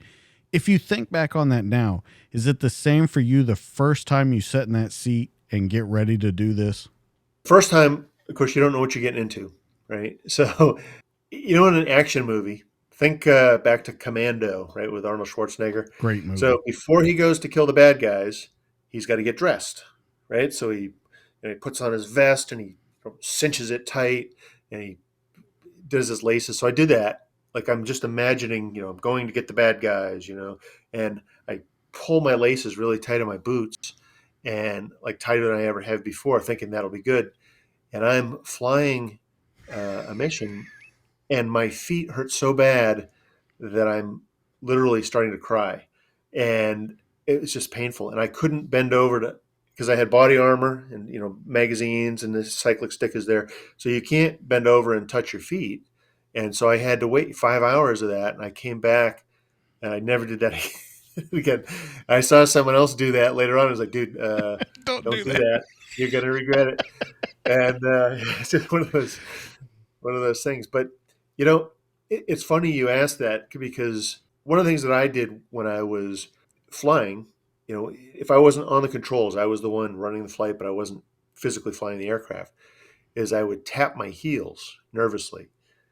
I don't know if you ever saw the movie Fury with Brad Pitt, and they're going up against the Tiger tank, and they're trying to get behind him so they can get a shot where it's vulnerable, and the gunner is looking through the sights and you can see he's nervously waiting, and same thing is his heel is just bouncing, as he's waiting, and that's what it was like for me, flying a mission, especially when you got about 10 minutes out, because I would announce that to the crew and to the customers. I would say, you know, 10 minutes, and you hear 10 minutes aft ready, 10 minutes forward ready, and then 6 minutes, then three, the 30 seconds. And whenever I do, like just now, I just got a wave of goosebumps from just saying that. And it's one of those things. I was watching a movie the other night. It's called Plane, I think. It's got Gerard Butler. He's a Oh, yeah. airline pilot, right? Yeah, And yeah. his plane is disabled. And they have to crash on an island out in the like South China Sea or something like that. And I'm watching this as one thing after another goes wrong with his aircraft, and he just uses his, you know, vast flight experience and skills to get through it. And he gets it on the ground, and it comes to a stop, and he's like, whew. And I started to cry. It was like it reminded me of the flight where I was shot down, and it brought out these emotions that I would think, this is a cheesy, action movie here, and it got me. So those feelings are still there. Every once in a while, I'll say, yeah, I'm fine. I don't have any problems, and then something like that'll happen. It's like, whoa, that's still in here. So But with as long as you did it, I don't think that'll ever go away, do you? no, probably not. I think very much it'll minimalize itself and set way back in the mind, but I don't think something like that will ever go away. And you say Yeah, in the book, after you finish that mission, first flight done, mixed emotions, success, stress, physical fatigue, but I'm doing the same mission again and again and again. yeah. At any point, does it ever become monotonous to you? It did, like in 2000, late 2002 into three, when Iraq kicked off, and when I say all, most of our assets were taken away, right? So we still had our helicopters, we still had, our assault force, and we were down to, oh, geez, probably two or three. There was a specific type of airplane that could locate. I can't talk about it on here other than they could locate bad guys, and they took all the others to Iraq.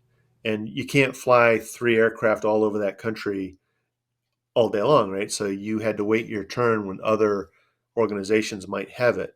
And then same thing with the AC-130, the armed C-130. They left us with one. We had three or four of them in country, and they took all of those. And they were a requirement to do certain types of missions. So we ended up just flying a lot of ash and trash. You go out to forward operating bases and fly them, food or spare parts or for radios or whatever. I mean, stuff that had to be done, but it's stuff that we typically wouldn't do. But we were doing it, and those were kind of boring, and it kind of felt like, all right, maybe we're done, right? So we thought that we were going to be out of Afghanistan any time at that point. This is in '02, '03, and you go 20 years later. I was just about to say, wow, long Yeah, term. Yeah. yeah. But we always expected to come out of there. Right. Well, let me ask you, with all this happening, with you doing the missions, how's the family life back home? Because there are advances in technology now. You can make calls back. Now, I know it's at one point you had to really watch the emails, you really had to watch the phone calls. It was only Yeah, personal letters and stuff. But is it better than the other times that you were away? yeah, yeah. Because the email you could get. I mean, in September, October 2001, they did set up one phone, right? And there was a line, a mile long. They told you couldn't talk more than 10 minutes. But if you're 30 people back, that's a long time to be in line. And I think I put in the book there that one of the guys who was not a flight lead. So a flight lead, you're always planning, you're always briefing, you're briefing the higher ups, And this guy didn't, and he would call his wife, and then after he got off the phone, he'd go get back in line and wait and get up there and talk again, right? And his wife was telling the other wives, "Oh, I'm he's talking. he's calling me every day, three times a day," and they're like, "I haven't heard from my husband yet." And so there was some problems with that, and we had to finally say, look, dude, either you tell your wife to stop telling them that you're talking, or you have to stop. We'll put the phone off limits to you because you're really screwing the rest of us over. And so, but with that being said, they added phones, and then the email came in. And then we ended up with a laptop in the planning area that was specifically off of the classified network that was what we call Nipper. You could email, your family, and it was, low bandwidth kind of stuff. So it was writing, there wasn't a lot of pictures being sent, but yeah, it definitely improved. It made things better. Although this is where I get in trouble because so March 3rd and 4th of 2002, we have Operation Anaconda, and I'm shot down in that operation. And a couple other aircraft are shot up. Another one is shot down. 8 men are killed. Now, a typical Chinook in Afghanistan has a crew of 4 to 6, right, depending on what you got going on. So there's 4 Chinooks, 2 pairs, right? Each pair has a flight lead. So there's me and Arlo. I'm the more aggressive and more senior of the 2. So other than that very first mission, I'm the one that gets assigned the bigger missions. So the odds are that the 2 Chinooks that have been shot down are probably me, as far as the 8 people dead. So it turns out that wasn't me. I mean, I was shot down, but we lost 1 SEAL, Neil Roberts, on top of the ridge, but the rest of my crew was fine. We got rescued by my wingman Razor 04, and we end up at the Gardez fire base, a couple minutes away. And just before CNN aired that news, one of the agency guys came up and said, hey, Mr. Mack, you might want to use our sat phone and call your wife and tell her you're okay because this is about to make the news. And I was like, I can't do that. That negates everything I've ever learned about the military's policy on death notifications. Because if I call back, she's going to know it's not me, obviously. And then either she's going to tell somebody or someone's going to notice that she can tell, that it's not me. And then by, deduction, they're going to be like, oh, that's got to be, Arlo or whatever. So you can't do it. But the thing is that, Linda found that out, after I came back. I told her that. And she was mad at me. She never forgave me for not letting her know because she thought I was dead for, 2-3 days. And that's a point that I would like to bring up. It's funny that the CIA guy, he tells you, hey, maybe you should use my phone and let your family know.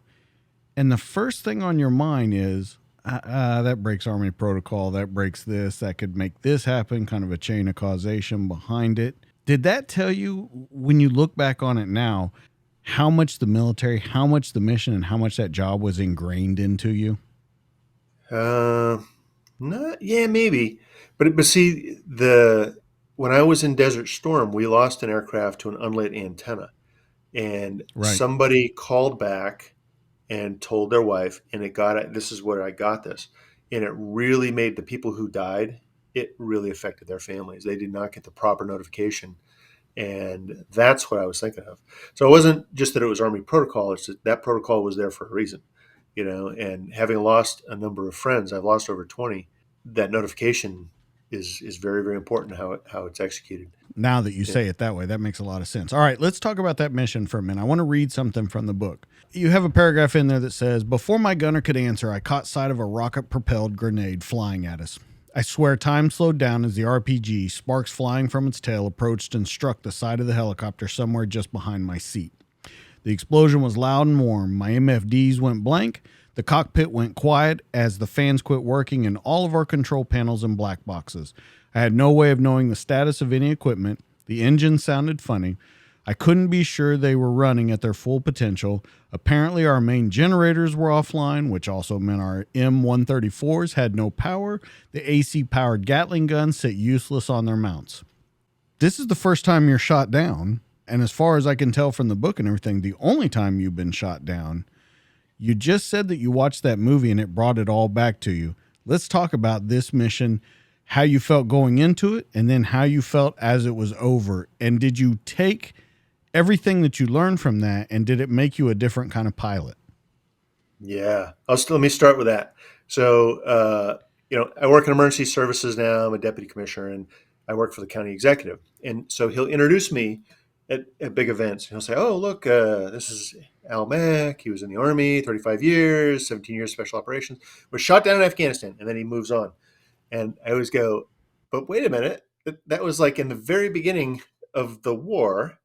And I learned things from it. I say I was never successfully engaged again without intending for it. So what I mean by that is I was never surprised again when I was hit. And I might land on a Kazovac or an assault knowing that I'm going to get shot at, and I will expect to absorb the bullets. But I was never caught by surprise again. So yeah, it definitely made me a different person, and it also helped me learning the quick reaction force. If somebody is shot down or a vehicle is disabled by the enemy and you go in to rescue them, you can't just fly in, with your hair on fire, expecting, the enemy to just be surprised that you're there, because they know you're coming, right? And that's what happened with Extortion 17, which lost the Chinook with all the SEALs, is those poor guys, they used no deception whatsoever. They had different rules of engagement to defend themselves, and they just went straight into the teeth of the enemy who knew they were coming, right? So yeah, I learned a few things. So now, back up. Operation Anaconda was the first week of March 2002, and the thought was that Al Qaeda was infested in this area around Gardez, Afghanistan. And we thought that bin Laden and Zawahiri, number one and two, were in the area, right? So that's the only reason we were involved at all. This was a conventional operation with the 101st, 10th Mountain, and the 82nd. We did get drawn in to move special forces teams to mountaintops that overlooked high-speed avenues of approaches, meaning roads, right? That so if somebody tried to escape, the big operation, they would, the guys up in the mountain would call for fire and drop bombs on them.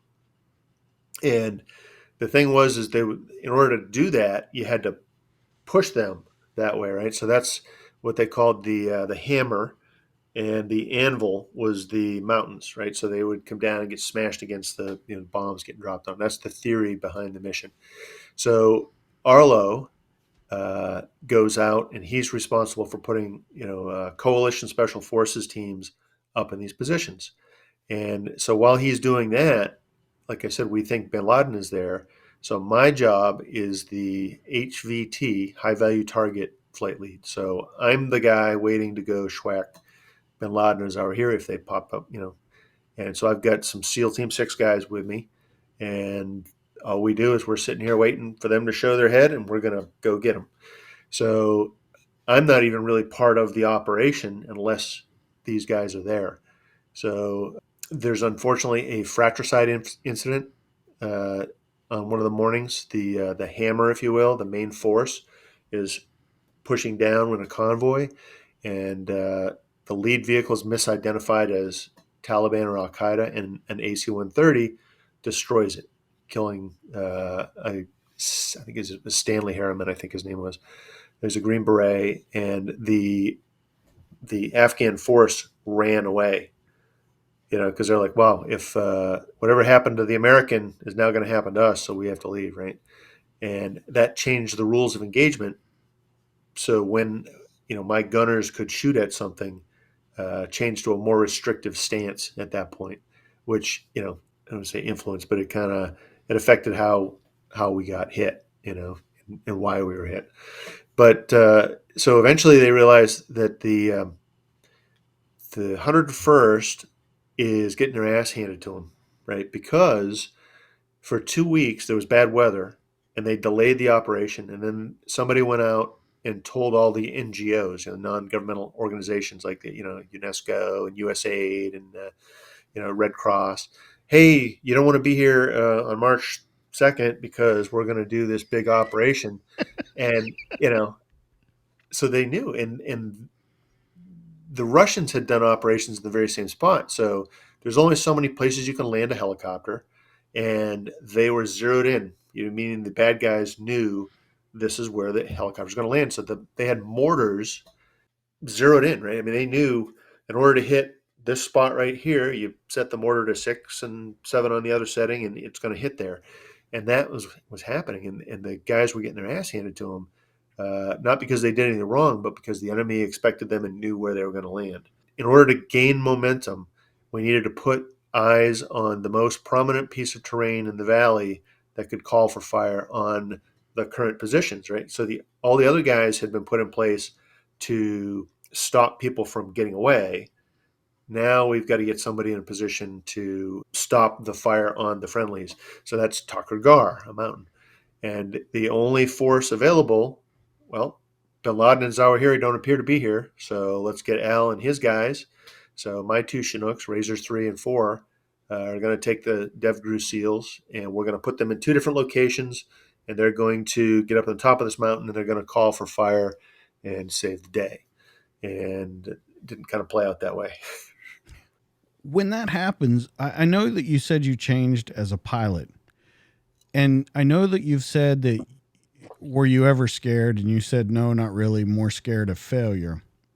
But does that put a little fear in you to feel? I don't know if you felt invincible for a long time because you were never shot down and stuff, but does it kind of peel that layer away of the onion and go, maybe I am a little vulnerable? Yeah, it did. I mean, so we had been there nearly 7 months, right? A little over 6.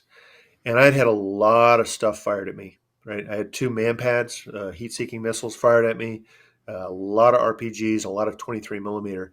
And though it often came close, I have a saying, miss by an inch, miss by a mile, a miss is a miss. And so I did feel invulnerable. I felt like they couldn't hit me. It's as long as we're flying in the night, they can't get me. Well, in this case, they did, and that kind of exposed that. And there were many times in Afghanistan or Iraq where I did a hot exfil, so the ground forces being engaged by the enemy, and I come land in the middle of that, and while I'm waiting for them, I might even hear the aircraft getting hit. You hear ting ting ting ting, thud thud, ting ting, and the thuds are bad because that's hitting something important. And I would sit, because you're wearing your soft body armor, which will stop spall and fragments, and that's about it. And then you got a plate, a Kevlar plate in the front here, but it's only, the size of a damn book. I was always afraid of getting shot from the side because even the soft armor has a little bit of a gap there. So I would sit waiting for the ground force to get on the aircraft with my arms literally at my side. And the idea was that I thought if a bullet came in from that direction, it would hit my arm bone instead of rattling around in my chest, and tearing me up. And so, Make yourself small. yeah, yeah, you just all you can do is just kind of sit there and relax because you're going to stay until they get on, and there's not much you can do about it. So, but that's kind of scary, as you're sitting there just because you're so helpless, and when you hear it hitting the aircraft because you don't know when the next one is going to do some real damage. All right, let's finish that part up and go back home for a little while. As far as I can understand in the book, things are starting to get a lot worse back on the home front. There's spurts once again where we go up and down, we kind of ebb and flow with it. But for the most part, the drinking, pain medications, they're getting a lot worse. And I think at this point, or maybe it was a little later, where starting to hide alcohol and stuff. Is that later on, or is that as we come back from this? No, that's later on. Okay. So I came back from this, she was very upset because she thought I had died. And then she was mad because I didn't call her to say I'm okay. It took a little bit, to kind of normalize things again. Now, I didn't go back to Afghanistan again until August. So I was back in March and I didn't go again until August. And that was a very short trip. I was just going over for like a month and a half. And I thought for sure she was going to be okay. Now, this is where I realized she wasn't quite over it. Okay. Because knowing I'm only gone for a month, she should be able to handle this based on, how things go. And she didn't. She was drinking a lot. I didn't realize at the time. So she had these pain medications. What was it? Vioxx. So Vioxx was a non-narcotic, but it had some other side effects that she didn't have. So when they took it off the market, I remember being mad because it worked for her. and nothing else worked without going narcotic. And once she got prescribed a narcotic, that's when it. So I think in the book I put the date, the Vioxx stop. That's the date she started the real downhill struggle. And so it took years to really get bad, but she, the drinking picked up, and she liked sex on the beach, right? Which the way she made it was vodka, peach schnapps, grenadine, I think. And the thing about it is the peach schnapps had a very like sickly sweet smell to it on her breath. And I remember one time trying to get her to cut down her drinking, and she's like, "No." I said, "Well, at least quit with the schnapps because it stinks, and you can't smell the vodka." Bad, bad tactical choice there because that's what she did. She switched over to just vodka, and it was much harder to detect when she was drinking. But it did slowly get worse. Well, and let's talk about that because you talk about in the book that when you would come back and you guys would drink together, a couple different things showed up. One, you were making the drinks for a while, and then after a while, she told you you're going to stop making the drinks. She'll make her own, blah, blah, blah. Yep. But also to that, when you guys would get in arguments about this, she would actually blame you on having PTS or being an alcoholic yourself. Right. And so there was almost kind of a Mexican standoff there because you were saying you're drinking too much. She said you were drinking too much. She said that you had the problem. She said she had the problem. Yeah. How do you rectify this going back and forth? Because you said you got home in March. You went back in August. If we look at that, really, that's a very short time that you're home before you go back over for that month. How are you trying to keep this going and knowing I can trust this to go away? Because was there ever, because you don't really mention it in the book, was there ever a time that you worried about the kids or anything like that, the safety at all? Nope, never worried about the kids. Now they were getting older at this point, so they were, like middle school, I guess. That's what I was about to say. They got to be teenagers by now. Yeah, very, very young teens or tweens. And, we had a good series of friends and such. But, Linda was really good at hiding this. She had a favorite poem that, and unfortunately got cut out of the book. It's called The Clown. And it's about this clown talking about how, he's got this smile on his face perpetually, but inside he's really, very depressed and dark and stuff. And, she showed me that actually before I married her. And I, once again, the perpetual optimist didn't see a problem with it. It's like, okay, I just didn't get it. And, like I said earlier, where I wanted the answer to be in my favor. So, are you okay for me to go back overseas? All I want to hear is yes, and if not yes, what can I do to fix the problem so that later on it can be yes, right? So I was willing to, to fix it, but that's what I think guys typically do, or at least guys like me, is they want to fix something. All right, we've got it. You've got it. My toe hurts. All right, well, here's how we fix it. We'll put a splint on it, Band-Aid, whatever it is. So somewhere in there, she convinced me that everything was okay, and I think so that August was not okay, but I went back again. God, I think it was that Christmas, and she did fine. Lots of Christmases. You say that in the Yeah, book. You missed tons of Christmases by going yeah, back and forth. yeah. And nothing like that first one. The first one was amazing, actually. Second one was okay, and then after that, I always felt like nothing happened over Christmas in the later years. So you're basically, in my opinion, I'm wasting my time. I'm using family collateral that I don't need to spend being over here if we're not doing missions. Then because it's around Christmas, the weather's bad in the wintertime. So the first 2 years I was okay being deployed on Christmas, and after that I literally hated it.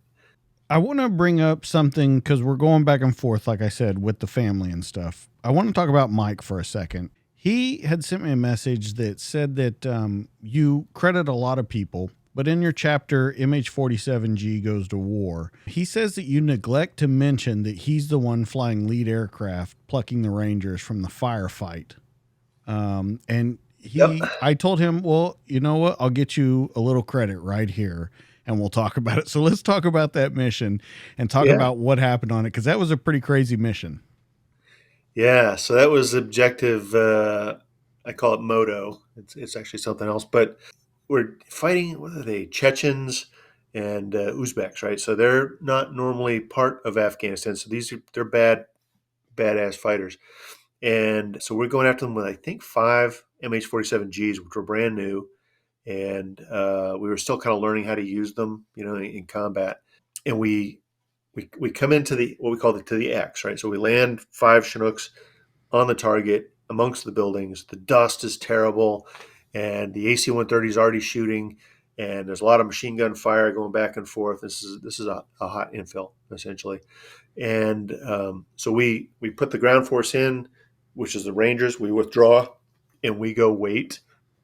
We get gas. We wait in case there's a emergency exfil, a casevac, or just regular time to go. And the colonel at the time wanted us to be back on the ground at Kandahar. What was it? At BMNT, right? So before morning nautical twilight. So that's about 40 minutes before sunrise. Because at that point, people without NVGs can see because the sun is just starting to come up, behind the horizon. And I would always argue all we got to do is get off the objective by then. The en route time is no big deal, but he was very firm. And so the what we call so you have a QRF, which is a quick reaction force, and we had what we call the IRF, the immediate reaction force. So if there was somebody who squirted out of the building, right? So you attack, and then a couple guys run out of the building. You got to go get them. So you would launch the IRF, which is usually about 5 to 10 guys, as opposed to a QRF, which might be 20 or 30 guys. So we drop them in. They are, in a firefight on their own. They're separated from us, and the colonel says, "You know what? We're going to go after exfil the force. It's time to get back, to Kandahar." And I was like, "But the the IRF is still separated." And he said, "Well, they'll be okay. They just, they'll hunker down until the next, period of darkness." They're still in And I remember, contact too, right? yeah, they're still in contact, and I'm pissed at him, but I'm not the flight lead. I'm actually the trail aircraft. Mike is in the lead aircraft with a guy named Ed, and because I'm an augment to this battalion, right? I don't belong to the battalion. I'm there to help them. So I've always viewed it like this: if you can't be the lead aircraft, you need to be the last aircraft, because everybody in between, they're just doing their job. But when you're the lead, everybody's watching you, and you do what you do, and you lead everybody. And when you're the trail aircraft, nobody can see you. So if your lights are set wrong or you're flying out of turn, they can't see it. But you can pick on everybody else. Like, you were There's out of that trim, super you're out of teammate position. again. Yeah, we call it the air police. Hey, chalk 3, your lights are set on dim instead of bright. Whatever. But anyway, so we go back and we exfil the main force, and we leave the small element behind, and we head back to Kandahar. And I know in my heart we're going to go back as soon as the sun comes up. They're going to be under attack, and we're going to have to go save their ass. And so we get back, we pre-flight the aircraft for the next day. We go into the planning area, and sure enough, platoon leader, the guy that's in charge of the IRF, has already been injured by mortar fire.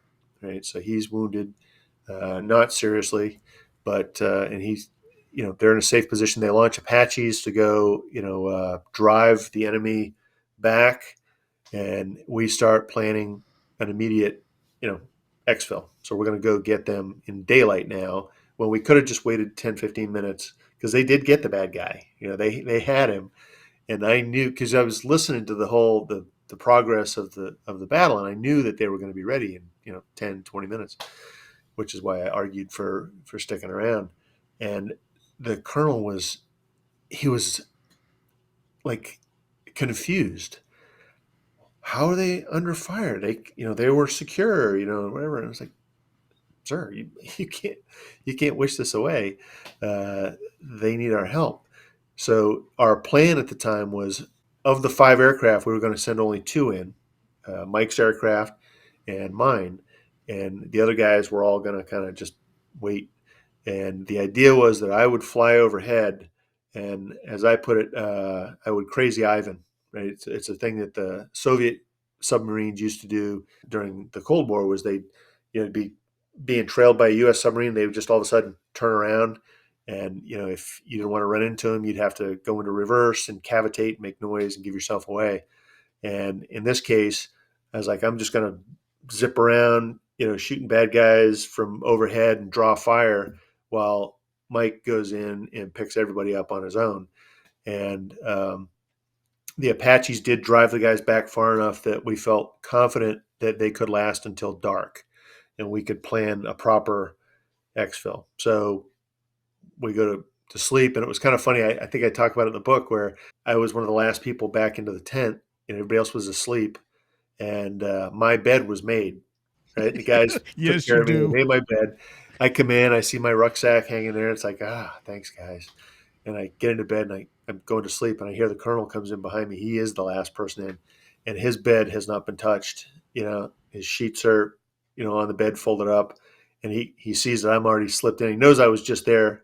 I'm only 2 minutes ahead of him, and he's like, under his breath, he's like, "Fuck, thanks, guys," because everyone was mad at him for leaving the ground force. So we go exfil these guys. We fly around the mountains and come in from the backside. Remember, I said one of the things I learned was not to just go running into the teeth of the enemy, right? So this was my plan that Ed and Mike executed. We're going to go around. It's going to add 30 minutes or so to the flight, maybe 40. But we're going to pop out of the mountains from a totally different direction than anybody would expect us to come from because it's a longer way around. The mountains are big. And even knowing what time we were going to be there, the Rangers did not move away from cover to the LZs because they're being engaged again. They're fighting. We come in and land, and normally you're listening to the crew chief. There's a teamwork between the cockpit and the crew in a dust landing because you can't really see out the window, and you'll hear them talking about the altitude and the rate of closure to the ground, and it'll be like you're off 50 feet, off 40, off 30, and you can judge your rate of descent based on their description and the tone of their voice. So, but what happens is we start getting shot at, and the miniguns open up. So the crew chiefs are now engaging the enemy with these electric Gatling guns, right? They shoot 4,000 rounds a minute, and instead of hearing it kind of goes. Brah! And so when those things are shooting, there is no conversation in the aircraft, no useful conversation. So I'm flying the aircraft. Mike and Ed are over here, and I'm over here in a separate building. And this is where I was sitting there on the ground with my arms to my side, just hoping that because I could feel the concussion of the bullets. There's a guy with an AK was shooting at us, and he finally comes around the corner one too many times, and the minigun just vaporizes him. I think And you said turns him into pink mist. pink mist, yeah, yeah. And the Rangers get on board. We get out of there. I took several bullets in the aircraft. I insisted on landing at one of the forward operating bases to check my aircraft, and the colonel didn't believe that we took any hits. He thought we were seeing ricochets from the AC-130, who had never shot because he couldn't determine friend from foe. So this was all, my stuff. And so there I am with a flashlight looking at bullet holes, and he comes over and he's like, "Gee," once again he's confused that there's bullet holes in my aircraft. He's like, "Huh, how could that be?" Well, the bad guys had bullets in their guns, and we didn't kill them soon enough. We get back. There's a story that's still going around the regiment. It's like any good fish story. The fish was this big, and I tell the story it's this big, and now 10 years later it's this big, right? So they tell this story where we come back to do the after action review of this, and I'm sitting there quiet. Now I'm not known for being quiet in these things. And the colonel says, "Al, we want to hear your opinion of this." And I said, "Sir, I'd really rather talk to you in private first." And he said, "No, nonsense, nonsense. I want to hear exactly what you think." And I said, I was pissed. And I said, "Sir, you're a coward." I said, "You left, Rangers on the battlefield, and we almost lost them." And the room, it got deathly quiet. And he's like, "Clear the room," and everybody leaves the room really quick. and then he and I are going at it for about an hour or two. And the thing is, I didn't put that in the book because he really is a nice man. He was out of his element. He really was. He thought he was doing the right thing, but this was a case of putting somebody in charge because of they needed somebody, and he really wasn't the right guy. And I still feel bad about it. Actually, I mean, I probably could have handled that different. We ended up kind of clearing the air and figuring out how to work together again after that. But yeah, I mean, that's the kind of personality that I had. It was just if you weren't a full colonel, you know, don't go against me because I'm going to take you down. And, Well, at least you tried to tell him I'd like to talk to you in private. So yeah, that's like saying with all due respect before you say something. right. I think that covers it. I said Uh, all due respect. right, yeah. So here's the thing that I want to point out. There's a couple more times during the Bo Bergdahl incident. We don't need to get into it, but Yeah. you were supposed to go back home. You got your replacement there. You're at the airport. You get a call. They say your replacement just died. He was in the gym. He died. He had a heart attack. You have to come back to work. So you don't go back home.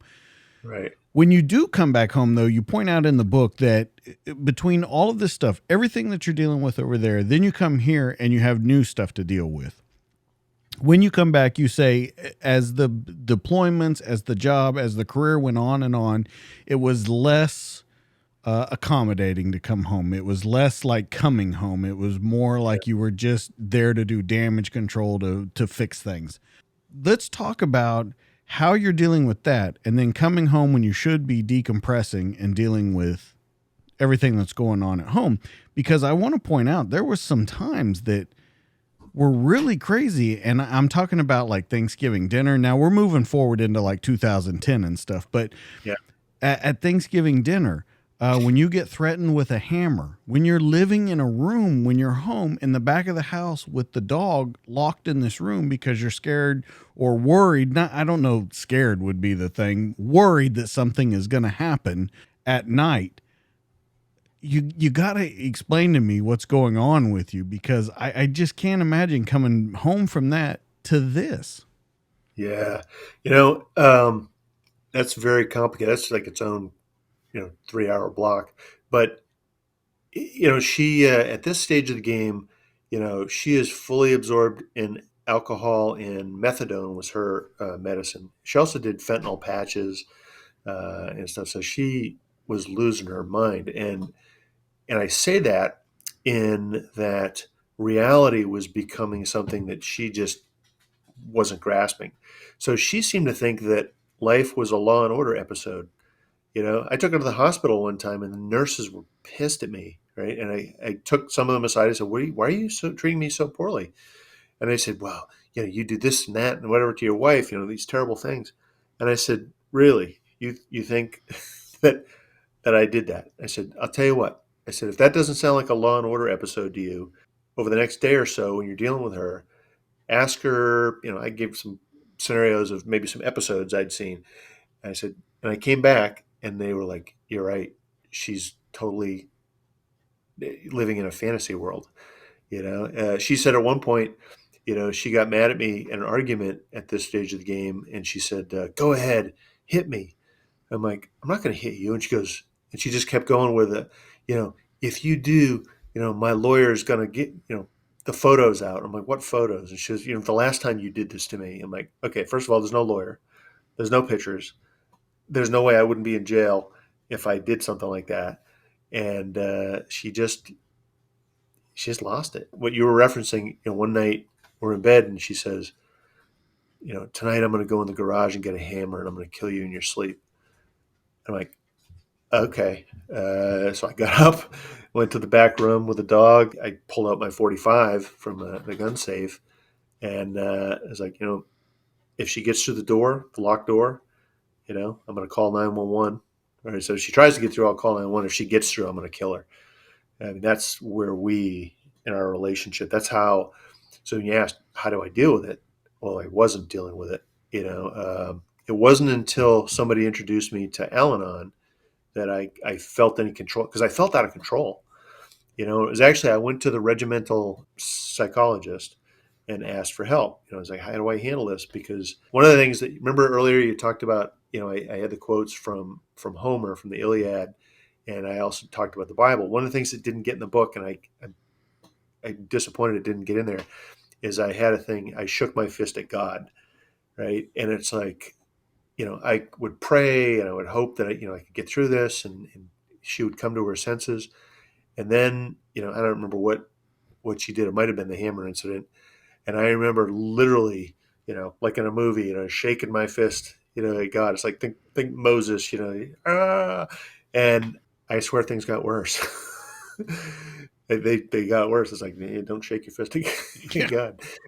And it was it was at that point, I was like, what, I need help. So I went to the psychologist, and she, talked to me a couple of periods, and she goes, you know what, you should really check out Al-Anon, right? You got to get control. You got to feel like you've got some control. And I remember going in my very first meeting, saying something like, okay, look, I'm in the Army. I have to deploy. I have kids. Our finances are intertwined. I can't, I want somebody to tell me how to fix this. And I remember them kind of, chuckling is not the right word, but they knew you don't fix somebody like that. You fix yourself, get yourself under control, and then you can try to help them, right? Because what they say is, if you're drowning, you can't help someone else who's drowning. First, you got to learn to swim, and then you can deal with it.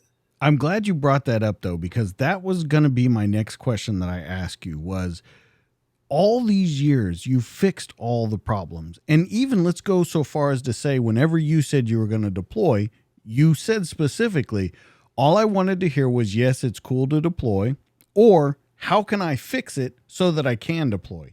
And then you Right. get in front of this group after all this stuff happens, and they tell you, what are you talking about? You can't fix it. Yeah. You got to talk about how you felt, because that has to be defeating to go, shit. Now I worry something might happen to me, something might happen to my career, something might happen to her. And these guys are, by the way, telling me there's nothing you can do to change it other than fix yourself. Yeah. And I'll tell you what, it was good to hear. It wasn't defeating. And instead of defeating, it was a course of action, because Okay. now I've just had this group of people who have been doing this for a while saying, you're banging your head against the wall over here. That's why you feel out of control. That's normal for this situation. Instead, focus over here on yourself. This is what you can control. It helped. I mean, it didn't fix it, by any means. But what it did is it gave me, I mean, I wasn't sleeping. I was, just in terrible emotional shape. And, I thought I was hiding it from everybody. And I guess in some cases I was, because I have people who have read the book who said, gee, I didn't know you were going through that. So I was like, okay, maybe I was hiding it pretty good. And then there were those that obviously did know. But, the one of the things I talk about to people nowadays is, when it comes to PTSD, or anything along those lines, where maybe you were in a situation, whether it was in combat or a workplace violence situation, you got to talk to somebody about it. Don't hold it in, right? So I found the Al-Anon family group to be very useful, and then if you apply that to people with near-death experiences in combat, and you got to talk to somebody who has experience with it. So, in other words, you could go talk to a psychiatrist and say, or a psychologist, and say, "Oh, I had all these situations. Here's how I feel. I don't know what to do about it." And you're not going to feel any better, I don't think. You got to have somebody who's experienced it, felt what it's like to almost die, felt what it's like to have a bullet whiz by your head, and miss you, and the excitement, the exhilaration, and the loss of your friends, and in this case, so I have talked to some young soldiers recently who had returned from Afghanistan after losing some friends, and I kind of told them the same thing. It's like, hey, look, you got to talk to me about this. Here, look, I'll tell you some stuff that I dealt with, and I don't sugarcoat it. It's like, hey, here's where I was scared. Here's where I, made the right choice. Here's where I made a poor choice, and but the big thing is same thing. It's like you can't fix the fact that somebody died or whatever. All you can do is fix yourself and then try to deal with it.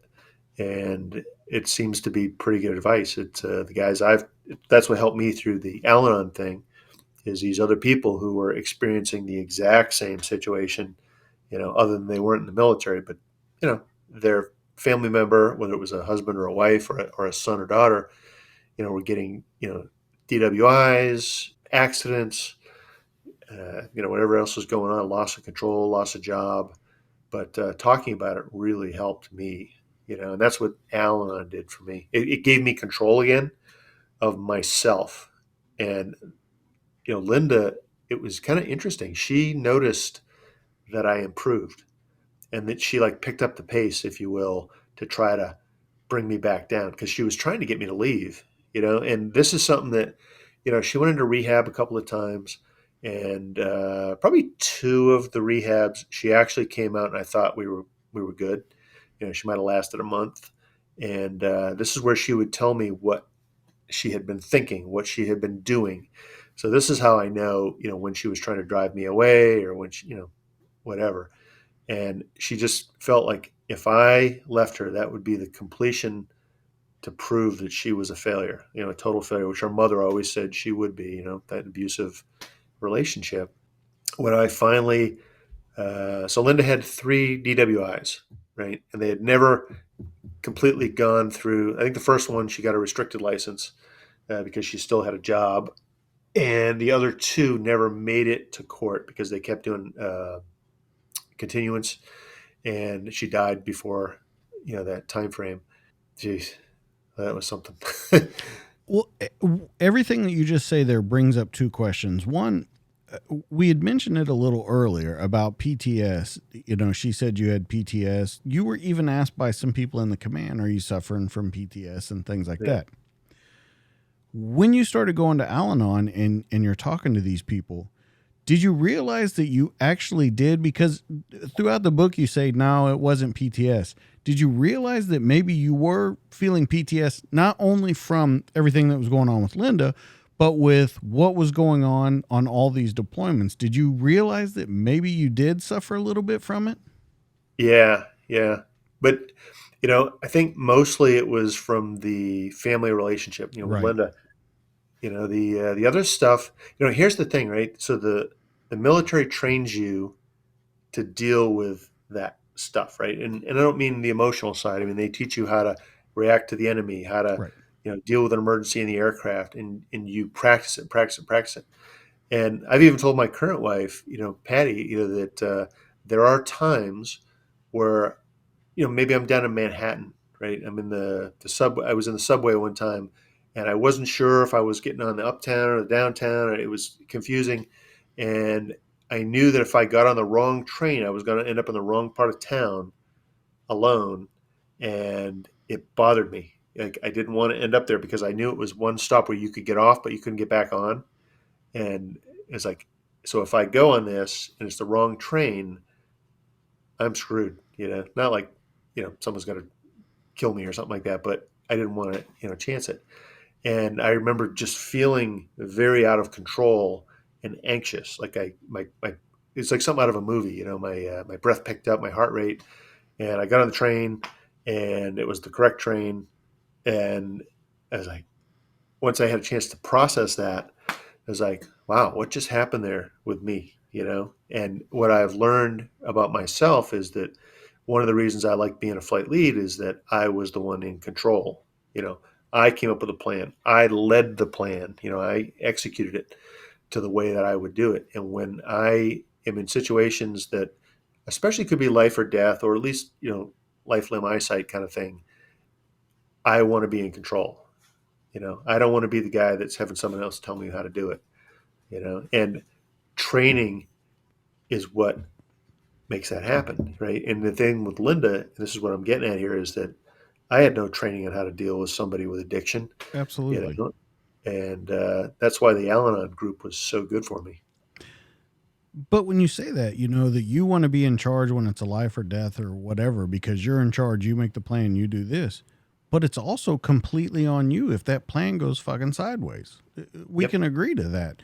And so you're willing to take that responsibility. The first question was, did you figure out that you had PTS? And then you said that you needed to find someone that understood what you were going through. And so I can't help but go back to Linda and wonder, did she receive the wrong kind of rehab, the wrong kind of treatment to understand what she was going through? Because there were points in the book, and we don't need to get into them in detail, but that she had gone home the while you were deployed. They didn't work out as well as she had thought. Everything kind of fell apart.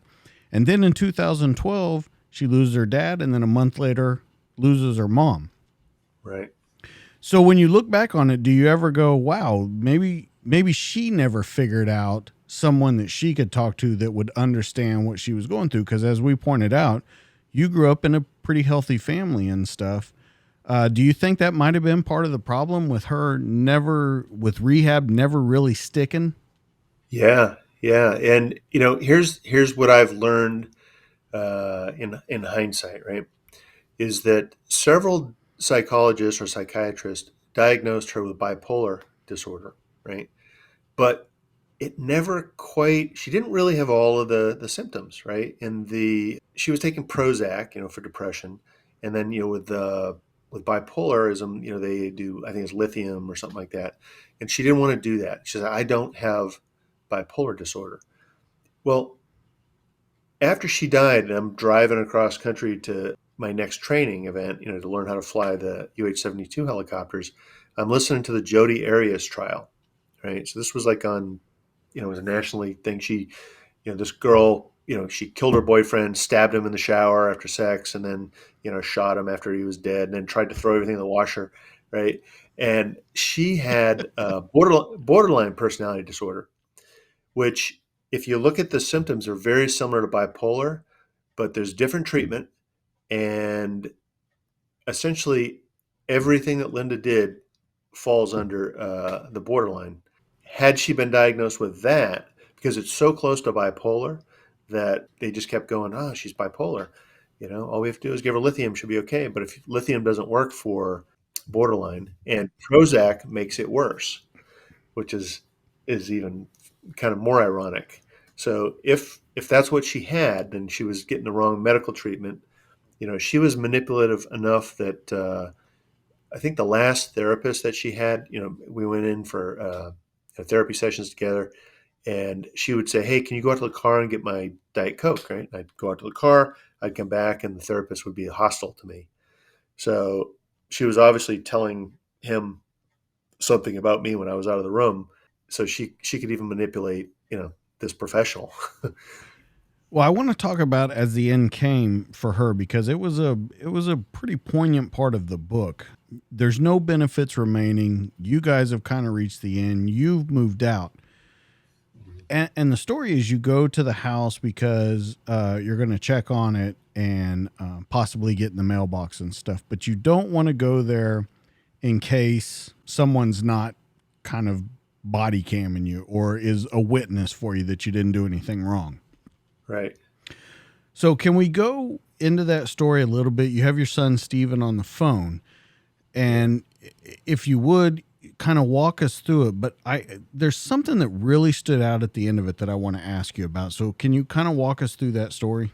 So I caught her drinking and driving, and I told her that if I ever caught her drinking and driving again, that I would move out. And so I saw her. I got back to the house. She already went to bed in his daytime, and she had called my commander earlier that day and said, "Tell Alan he shouldn't come home, because there's going to be a problem," because she knew she'd been drinking, and I had, said that it was going to be a problem. So now I know this, and it's like, okay, this is now out in the open.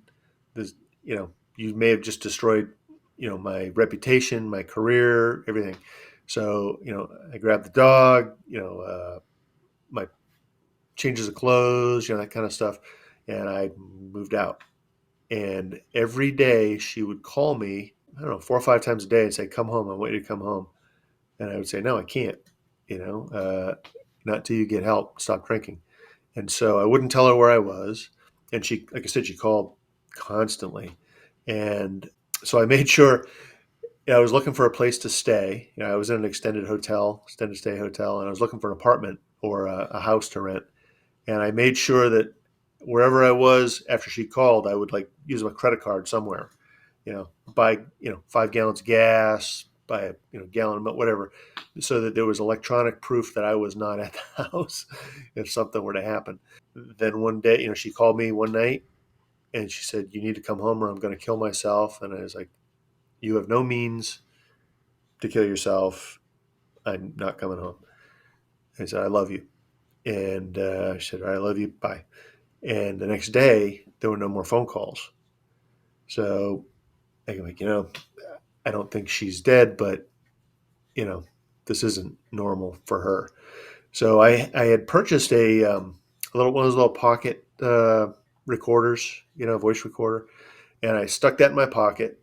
And I called my son and I said, "Hey, look, I'm going home. She hasn't called me today. I'm worried that she can have some problems, and I'd like you to be on the phone in case I do encounter her." And he's like, "Okay." So I get to the house. I walk in. I can hear there's a fan, air conditioner in the back room going. I go back there, and I don't see her in bed because she. Every time I'd come home in the previous week or two, she'd been in bed watching episodes of Law and Order, which was her thing, so she could relive those. I'm like, well, she's not. Oh wait, there she is. She's on the floor, and she was laying under a down comforter on the bedroom floor. And I walked in, and I pulled the comforter off, and she was laying there, and she had bruises all over her body. Right? I mean, like somebody had beat the crap out of her. Now she was falling, like she lost her balance all the time. She would climb up a ladder and fall, and always land on her head. But the reason these bruises were so prominent is because she was dead. Right? And so I touch her, and her body is ice cold.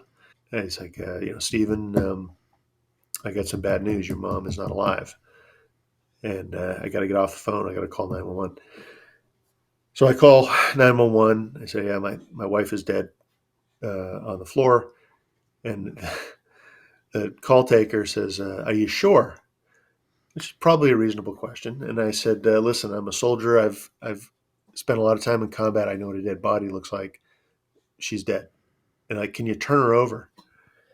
And she had rigor, and it was difficult to turn her over. I did, and it kind of freaked me out a little bit to actually see her face. And so they, all right, we've got police cars coming, go outside. So I go outside. The cops come. The neighbors all come over, and the neighbors have been watching out for her, trying to sober her up while I was away. And they're like, "We tried. We took all the alcohol out of the house, and then we went back, 8 hours later, and she was drunk." And I'm like, "Yeah, she's resourceful. She's got it hidden everywhere." Yeah, it was terrible. But yeah, so she drank herself to death. And that's what I was about to say. You found like 30-gallon bottles when you went in the house, right? Yeah. What she was doing, I believe, is she was getting taxi drivers to come, and they, call them saying, "Hey, bring vodka," that kind of stuff. "I'll pay you for it." So the neighbors had taken her car keys, and they were, they just didn't have, in their life, they didn't have the time to actually, watch her, to guard her 24 hours a day, which is the same problem I had. And it was kind of interesting afterwards, and as we compared stories, in the weeks afterwards, and they're like, "Yeah, we thought you were doing this and you weren't doing that." And they tried to fix things. Same thing, they tried to fix her, and they couldn't. And they found that she was more resourceful in hiding stuff. She was more resourceful in getting it out of the house without being seen. Yeah, I mean, that's how consuming that addiction was. Here was the part that really stood out to me. When I read it and you said, I needed a drink of water, and you said you went outside, you waited for like an hour while the police were inside. They finally let you back in. You go in, you fill up a glass with ice and water, and you sit down and you drink it, and you just sob. Yeah. I'm just wondering, like where that thought came from, because it seemed at the time when you're reading all this that it's such a random thought. Do you remember why you thought that? So, one of the things in survival training, right, for the military that they teach you is that as soon as you get an opportunity, you had a crash landing, you've been lost, whatever. If you have water, just take controlled sips and get your breathing under control. Like, so if you're hyperventilating, sipping water can help get you kind of under control. It's different than breathing in a bag, where you're bringing this carbon dioxide back in. In this case, you're slowing down your breathing, getting control again. So throughout my career, anytime I've, you know, had situations that were kind of very difficult emotionally, I would try to sit down and do that, and just have some water. And in this case, all of a sudden there's like, so I'm drinking, I'd been in a hotel for, 2 weeks. And now here I am in my house, back in control, if you will, because I no longer have the out of control wife. So now it's just me and I can control me. At least that's what I'm thinking to myself. And I'm doing this normal, everyday thing that you would take for granted. I'm drinking, I think ice water, because otherwise I'd be at the hotel drinking bottled water as opposed to, something from the fridge. So that's kind of where it comes from. Do you feel when all of this happens, because you just kind of touched on it where you said the out of control wife was gone, do you feel kind of for the first time in a long time you can kind of breathe and move on, or is it just immense sadness? What are the feelings that are coming through it? Because I feel like in reading the book you didn't feel at peace, but you definitely felt, man, I can finally kind of pause for a minute and take it all in. Yeah, I mean the feelings. I can't say that there was any one feeling that happened anytime. Sometimes you were bombarded with all of them at once, and that's why I left Fort Campbell and came to New York, because I needed a change of venue. Because those now, first thing that I did feel was almost relief. Number one, she's no longer in pain. This is kind of what she wanted. I mean, I didn't like the way that it happened, but she got what she wanted essentially. And it meant that I now had freedom to come in and out of the house without worrying that it's going to burn down while I'm out, or that just something bad is going, or she's going to run somebody down in her car, which was one of my biggest fears. My friend Charlie came over that night, spent the night with me. I didn't want anybody there, but he came over anyway, and he's like, "Hey, I know you don't want anybody, but I'm here." And I'm forever grateful that he did that. But yeah, no matter where I looked, it kind of made me sad, because um, if something was previously a happy memory, now I look at it and I'm sad because that happy memory is now gone with her. And then if it's not that, it's I'm a mad memory. Oh, there's something that she broke or bought, while she was drunk, and that would make me sad or mad. And it's like, you know what, I got to do something different. And then we unveiled the America's Response statue down at Ground Zero in the financial district in New York, and I was asked to do it since I had flown them. And so I went up and I did that, and I knew there was a job opening at West Point, as the detachment commander. After doing that, it's like, you know what, that's what I got to do. I got to get out of Fort Campbell, And one of the things that we didn't talk about is that in those last couple of years with Linda, I offered several times to leave the 160th. I offered to go back to Fort Rucker and teach, in which case I wouldn't have to deploy. I offered to take her to West Point for that other job because I kind of known about it ahead of time. And every time I did, she said no. She said, I don't want to leave my house. If we leave, it's because not because you want to, it's because I made you, and that makes me a failure, and I can't deal with that. So I tried to get out of it. I tried to get out of the Army. I said, I'll retire. And same thing, she wouldn't let me do that. Because a lot And of your friends were retiring, right?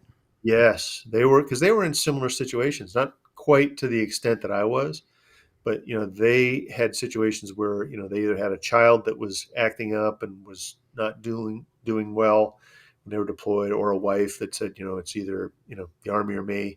They made the smart choice and got out, and I kept going because I really believed I was the guy that was going to end it all. I was going to get bin Laden, it's like I'm personally going to go stick a pencil in his neck, kind of thing. And it's all better. Turns out a good friend of mine got him instead of me, but, he's gone. But I didn't want to retire because I didn't want my sons to have to do it. That's how I felt. And those little buggers, they joined the military anyway. Well, your son that was a crew chief actually deployed with you sometimes. Yeah, so typically we didn't. He was in maintenance at the time, so he wasn't a crew chief yet. So he deployed with us to Africa, and we were doing some stuff up in Yemen. He was there with me, and so Linda, this thing was really sensitive at the time, and we couldn't talk about it at all. So she typically knew if I was going to Afghanistan or Iraq or something like that. In this case, I couldn't tell her where I was going, and Andrew was coming with me. And so that freaked her out quite a bit. He ended up getting shot down like 3 times himself. When you look at it and because there's a whole chapter in the book, you just mentioned it. You said, I do it so my sons don't have to. And then they end up doing it. You have one son that is a backseater in the FA-18. You have a son that's a crew chief in the Night Stalkers. They kind of went full bore into, as you say, the teeth of the enemy and went right at it. I know it has to be a bunch of different feelings for you. You have to be proud of them and all those kind of things. But all those things that you said about you doing it for them, it was all for naught because they ended up doing it too. Yeah. How do you kind of reconcile that with yourself? First of all, I'm very proud of them. Right. I mean, the apple didn't fall far from the tree, I guess, when it comes to some things. My son Steven was telling me his first deployment was on the USS Bush, and they were over Syria. And I don't know if you remember when the very first bombs were dropped on ISIS, it was him. Oh, It was wow. actually his. He was actually the wingman of the guy that dropped the first ordnance, and it was his sensor that you saw on CNN and Fox and such.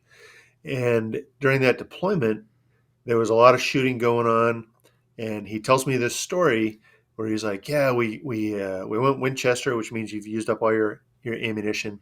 He goes, "But the ground force was still under attack." He goes, "So we flew in at over the ground force at like 500 knots and 100 feet." And he goes, "They were shooting RPGs at us, and he says, but of course they missed. We were going way too fast, that low." And I remember, you know, I wasn't mad, but I was kind of irritated that he did that. And it was like, why would you do that? And he's like, "Dad, they needed our help, and what was I supposed to do?" He goes, "That's what you'd have done." And I was like, oh, son of a gun, No, you're right. I mean, that's it, And Andrew's the same way. So yeah, it's mixed emotions. Very proud of them. I guess it's almost. I was going to say it's almost like something you'd write a book about. You This think? Okay. I want to read one more quote from your book. It says, a man who has been through bitter experiences and traveled far enjoys his sufferings after a time. Fresh start. You go to West Point. All of this is done. Kids are grown. Linda's gone. You're not flying for the 160th. Scooter wasn't much help with you, but you have this whole new life in front of you.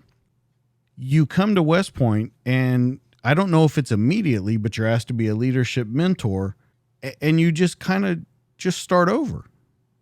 Yeah. Does it ever seem surreal? Like, okay, and now Yeah. this is my life. No, it's yeah, it's amazing. My very first support mission up here. So I stopped flying Chinooks. I'm flying UH-72 Lakotas, which is the same aircraft they use for Fantastic aircraft. air ambulance and stuff. Uh, and it's a lot of fun. I always joke that it gives you everything you want, but just barely. After flying the Chinook. But so we go over to our very first support mission, which was, generally I flew the superintendent range, a 3-star general. I would fly him to DC and things like that. But if we weren't doing that, we were flying the skydiving team, right? Cadets. The very first mission, you do a big safety brief with everybody, and that holds for the entire season.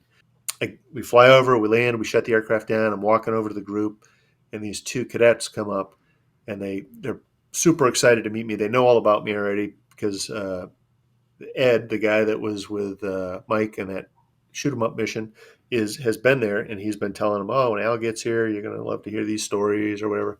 And so they're like, "Hey, we want you to be our leadership mentor." I'm like, "Okay," and they run off all happy. All right, yay! And I'm like, "What did I just sign up for?" He's like, "I don't know. I don't know what a leadership mentor is."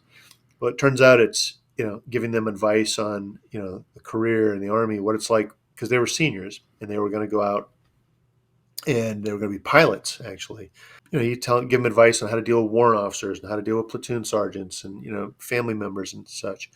And I got to know these guys really well. They'd come to my house on the weekends, and I'd buy them pizza and stuff like that. And then one day they said, "Look, you got to skydive with us. We do a tandem." And I'm like, "I'm scared of heights. I'm not doing, a pilot. I'm scared of heights." And they talked me into it, and I really enjoyed it. And the next year, the next season, really, 2 months later, I started skydiving with the cadets. Not those two; they graduated and went on. Both of them are in the 160th now and flying Chinooks. Pretty wild, huh? And then so I got my skydiving license. I met my current wife, Patty, and we ended.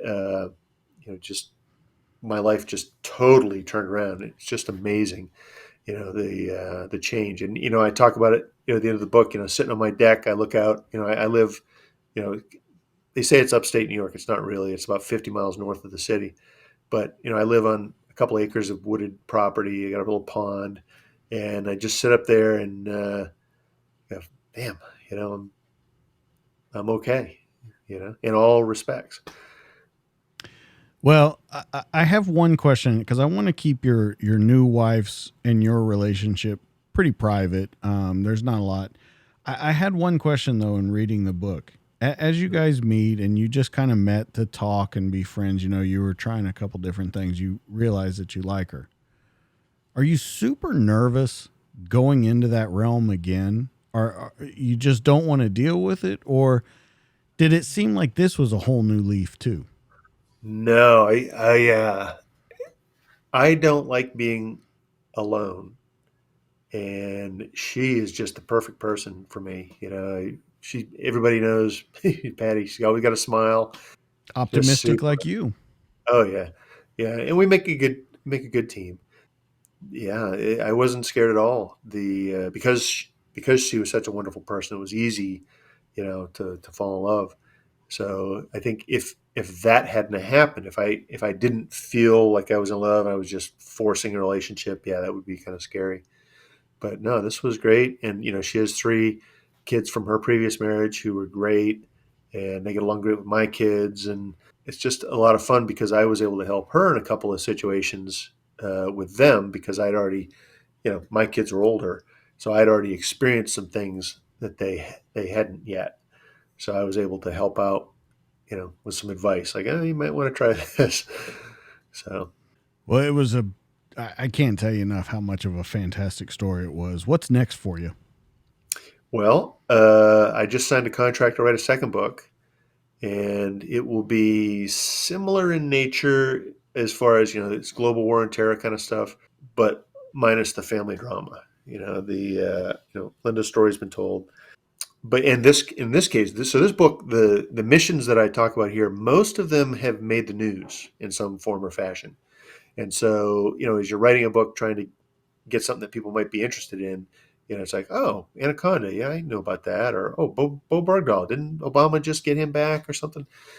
So those are the stories that are kind of in there, and they're interesting. But I have some others that didn't necessarily make the news. They're actually, more action packed, uh, more interesting, and I'm going to tie in some other people's experiences. So instead of just me, I'm going to add a flight medic, a crew chief, maybe even a refueler. We had these guys that would go out in the middle of nowhere to fuel us and rearm us and stuff. And there was some interesting stories there. So anyway, it'll include some of that stuff. I'm very excited about it. It should be good.